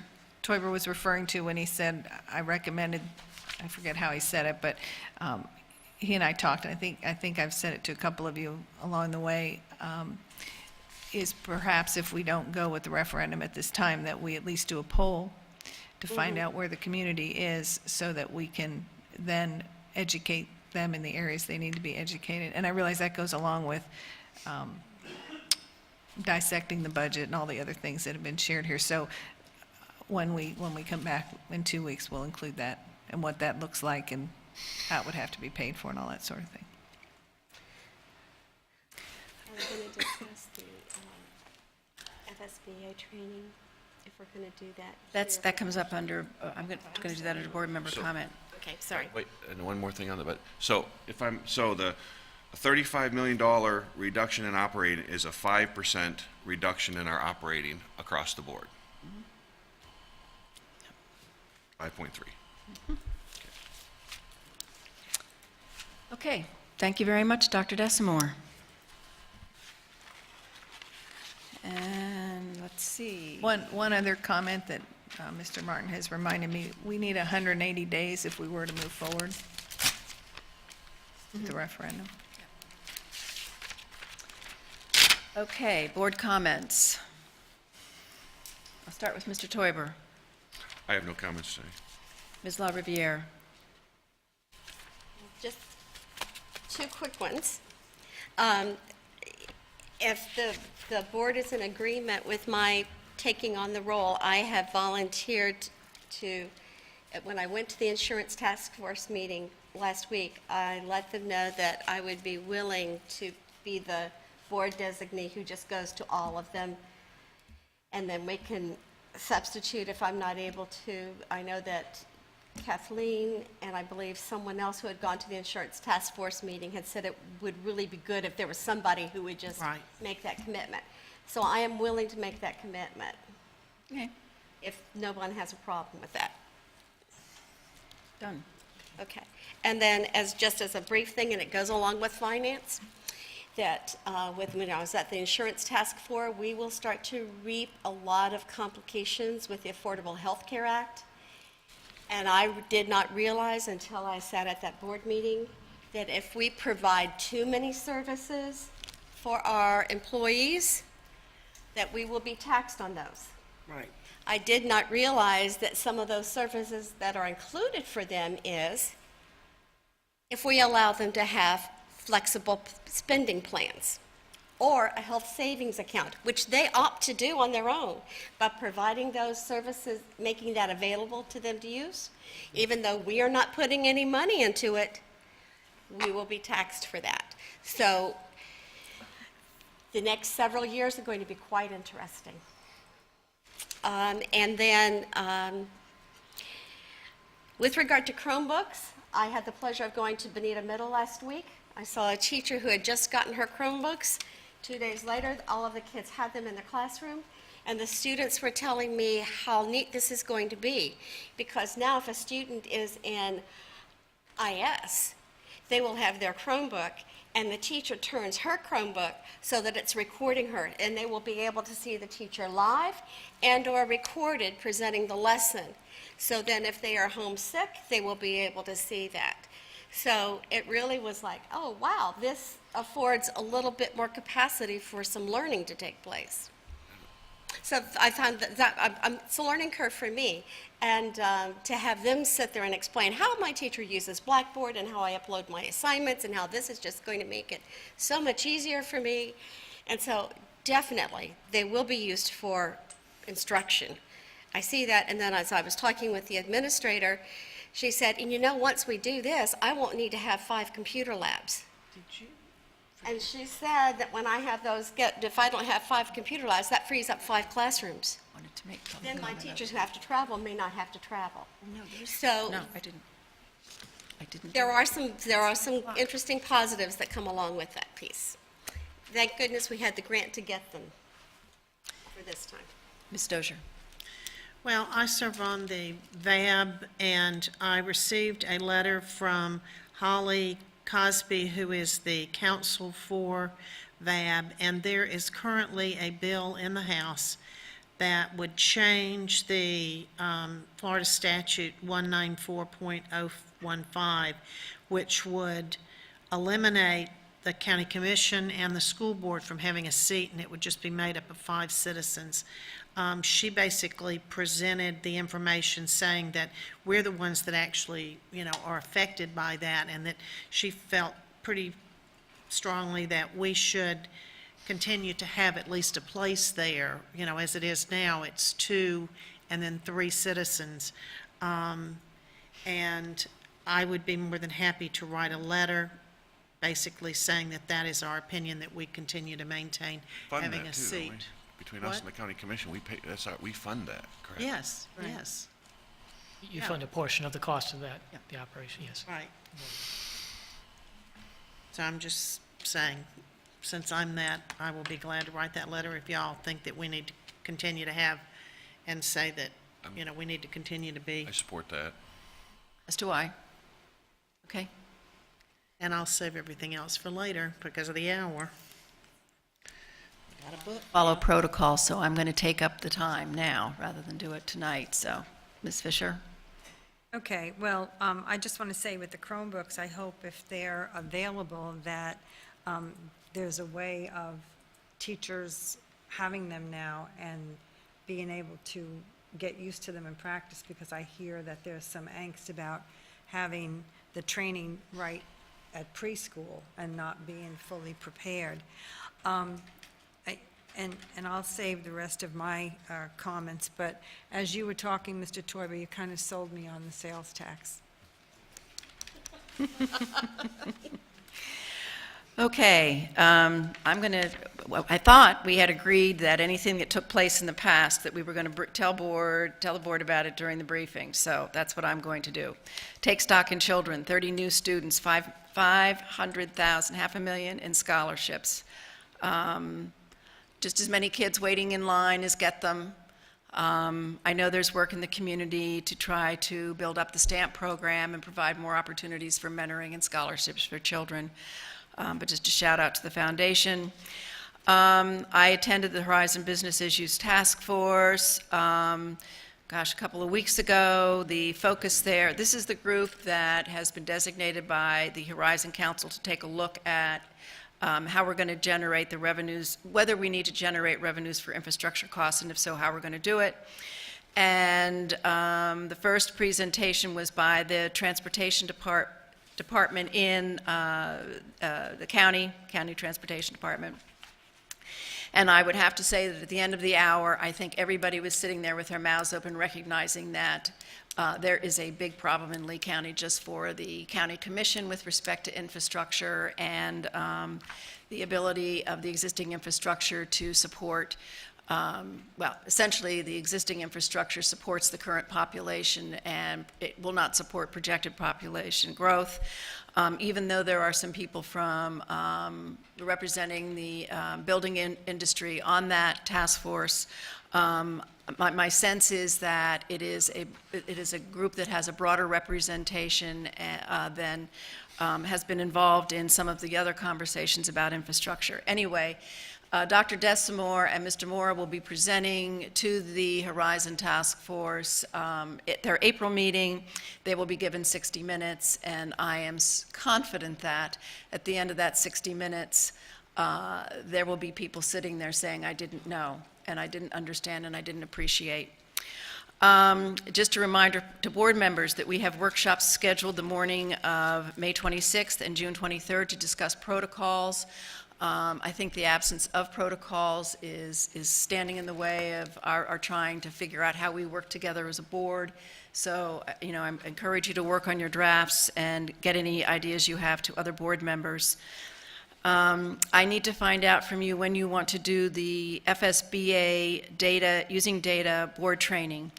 We have two options. One is to do it the morning of June 10th here, and then drive to Tampa, but I've tried to point out that Mrs. Dozier has a potential conflict at 3 p.m., so I would be interested in her weighing in. The other option is to have FSBA send their facilitator down the morning of the 9th, which would be the day before. It's not a meeting that's been scheduled. We would have to make certain that we have time on our calendars to have that workshop. So I'm going to ask you tonight to tell me whether you will be available on the 9th or the 10th, 9 a.m. to 1 p.m. Staff has completed work on policy section number 1. I am going to suggest that we direct them to go to policy section number 5 next, and 1 in section 6, because Mr. Martin has reminded me that the IG recommended updates to our policy based on the Burke investigation, and we have not pursued updates to our policy in response to that recommendation. I just want to let you know that I have met with each of the Cape Coral council members, the mayor, and the city manager, looking to see whether there are common interests that we should be having conversations about. The student survey, Mrs. Dozier, I'd love to see that come up at our student advisory meeting. I think that would be a great discussion vehicle. Leadership survey will be discussed as part of the NISL presentation on April 28th. You got that from the superintendent. If you're interested in when that conversation will take place, she's agreed that it will take place during the NISL presentation on the 28th. Coming up for the foundation, State of Our Schools, is May 29th. You have that open on your calendars. I think somebody has you have a conflict, Dr. Graham. And one of my personal favorites for the foundation, Dancing Classrooms, April 25th, Miramar. I will not be able to go, but I've gone the last 3 years, and it's something, if you haven't seen it, you got to do it. And I just wanted to bring up, Mr. Teuber has been making requests for information of the superintendent, and suggested that maybe,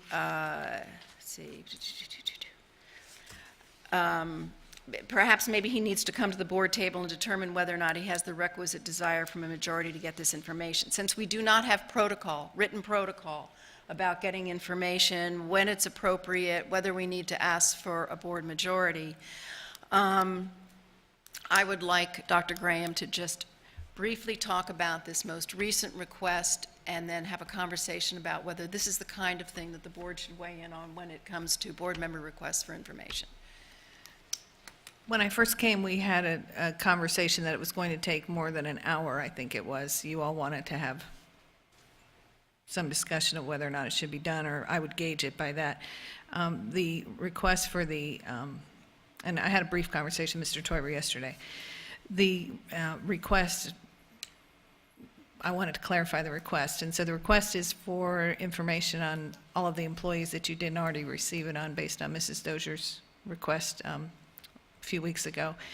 And it will take a little over a week to put it together because it has to be customized. And also, one thing I wanted to tell Mr. Teuber that I didn't know when I talked to him yesterday is that it will be a locked spreadsheet because of the sensitivity of the information. It wouldn't be able to be manipulated. And I think that was part of the desire, was to be able to just show certain things. So that particular request, which is what you're asking about, it will take about the staff said minimum of a week. That is 40 man-hours? Is that what you're saying when you say a week? Yeah, that's what I would say. Well, Madam Chair? Yeah.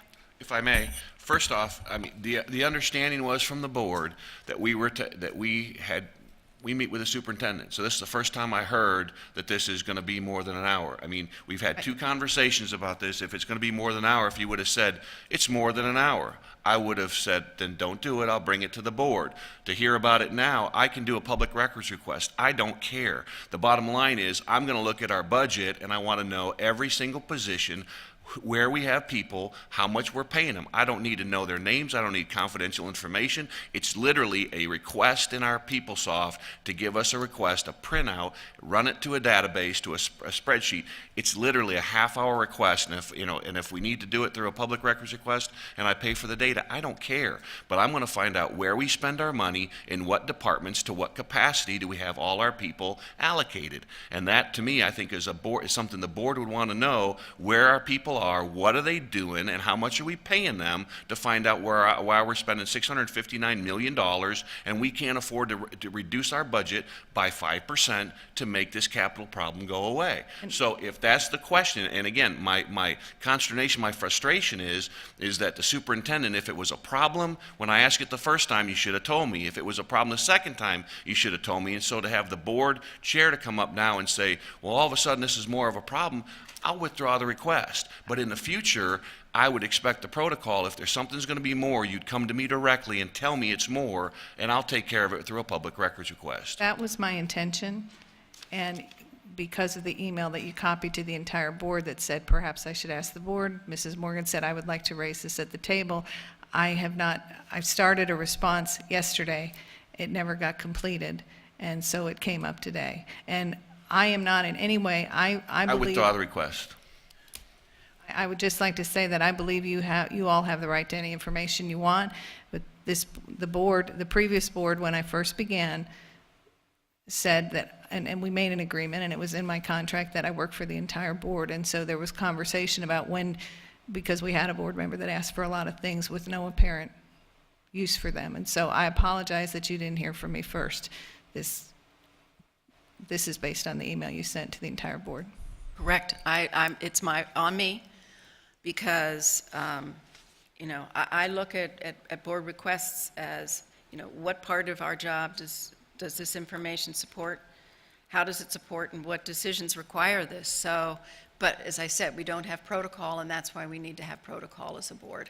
So, I'm sorry. I probably shouldn't have brought this forward in this public venue, but because it's an email that went out to all of us, I thought the question had been raised. The last item on my list is I sent out to all of you a packet regarding doing an operational audit of the district.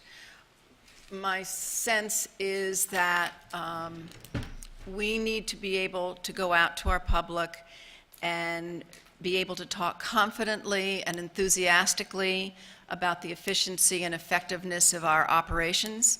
No audit has been done of our operations since 2004. At the time an audit was done, a number of recommendations were made. Some were acted upon, generating savings for the district.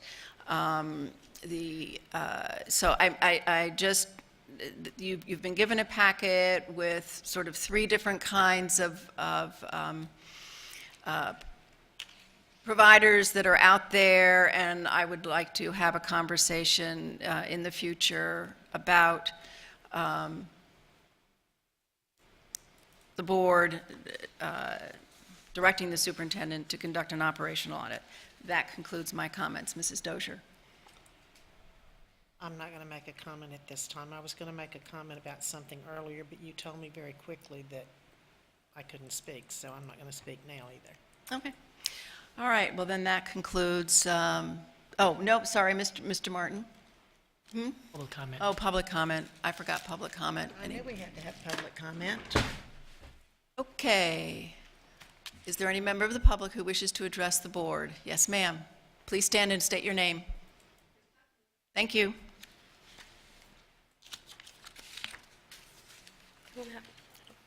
I think you're the only one. Please come forward.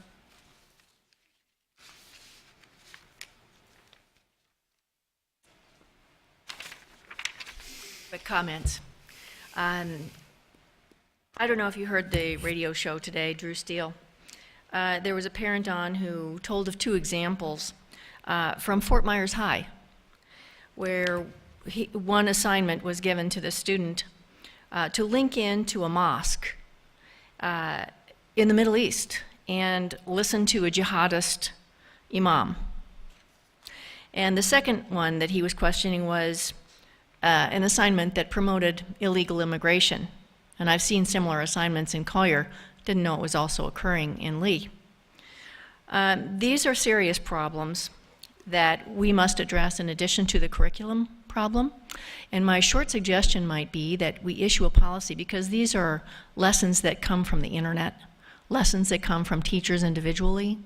We have to have a means to set a policy to let them know the guidelines of what is and is not acceptable, because most of our curriculum these days is coming from that direction. And the second one is about the law that was just signed today. On page 22, it provides that we can go for liquidated damages on the FSA exam problems that our district had. So this is a source of some money, potentially, that you should be aware of on page 22. Also, in California, there is a lawsuit by 4 districts in California against the state. And it is for unfunded mandates we've referred to today. And we're seeing with computers in particular. Now, one huge source of expenditure here is massive amounts of computers to get to a 1-to-1 ratio, which is required by the state for no reason that is identified anywhere. Nowhere is there any study that says computer testing is necessary to improve the quality of education. In fact, you're alluding to going back to pencil testing is what seems to be very, very sensible, They even do it for the college boards. So it couldn't be possibly necessary for our third graders next year and fourth graders and fifth graders to be testing on computers. I think it was 112 million or so you were budgeting this year for testing computers. It was an enormous amount of money, not to take into account the amount for technicians and software and maintenance and improvements that are going to be required ad nauseum in the future. If we go back to pencil and paper testing, we will save an extraordinary amount, enough to build several schools.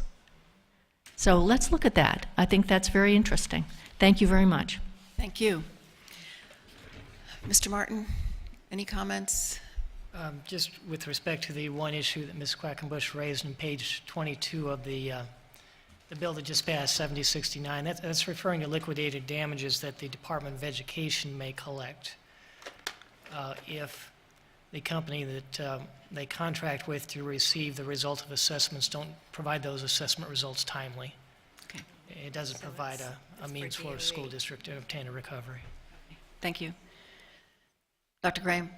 I just wanted to make one correction.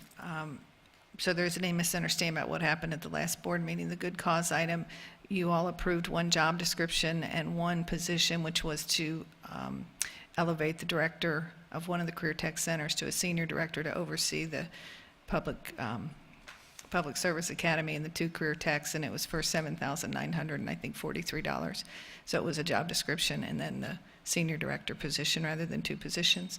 The only other thing I wanted to share is that student assignment information will be out on Friday for those who applied online, and it will be in the mail next week for those who didn't do it online. And there were 5 schools that followed a recommended marketing plan from Ms. Chandler, and as a result, their first choices, Fort Myers Middle Academy went up 51% in first choice, and Dunbar High School went up 28%, East Lee 25%, Mariner 24%.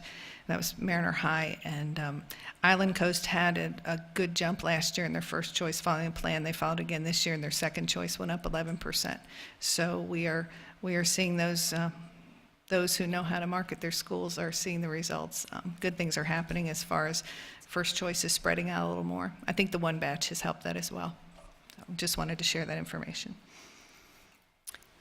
Okay. Any other comments? No? Seeing none, we convene again at 6 p.m. Thank you.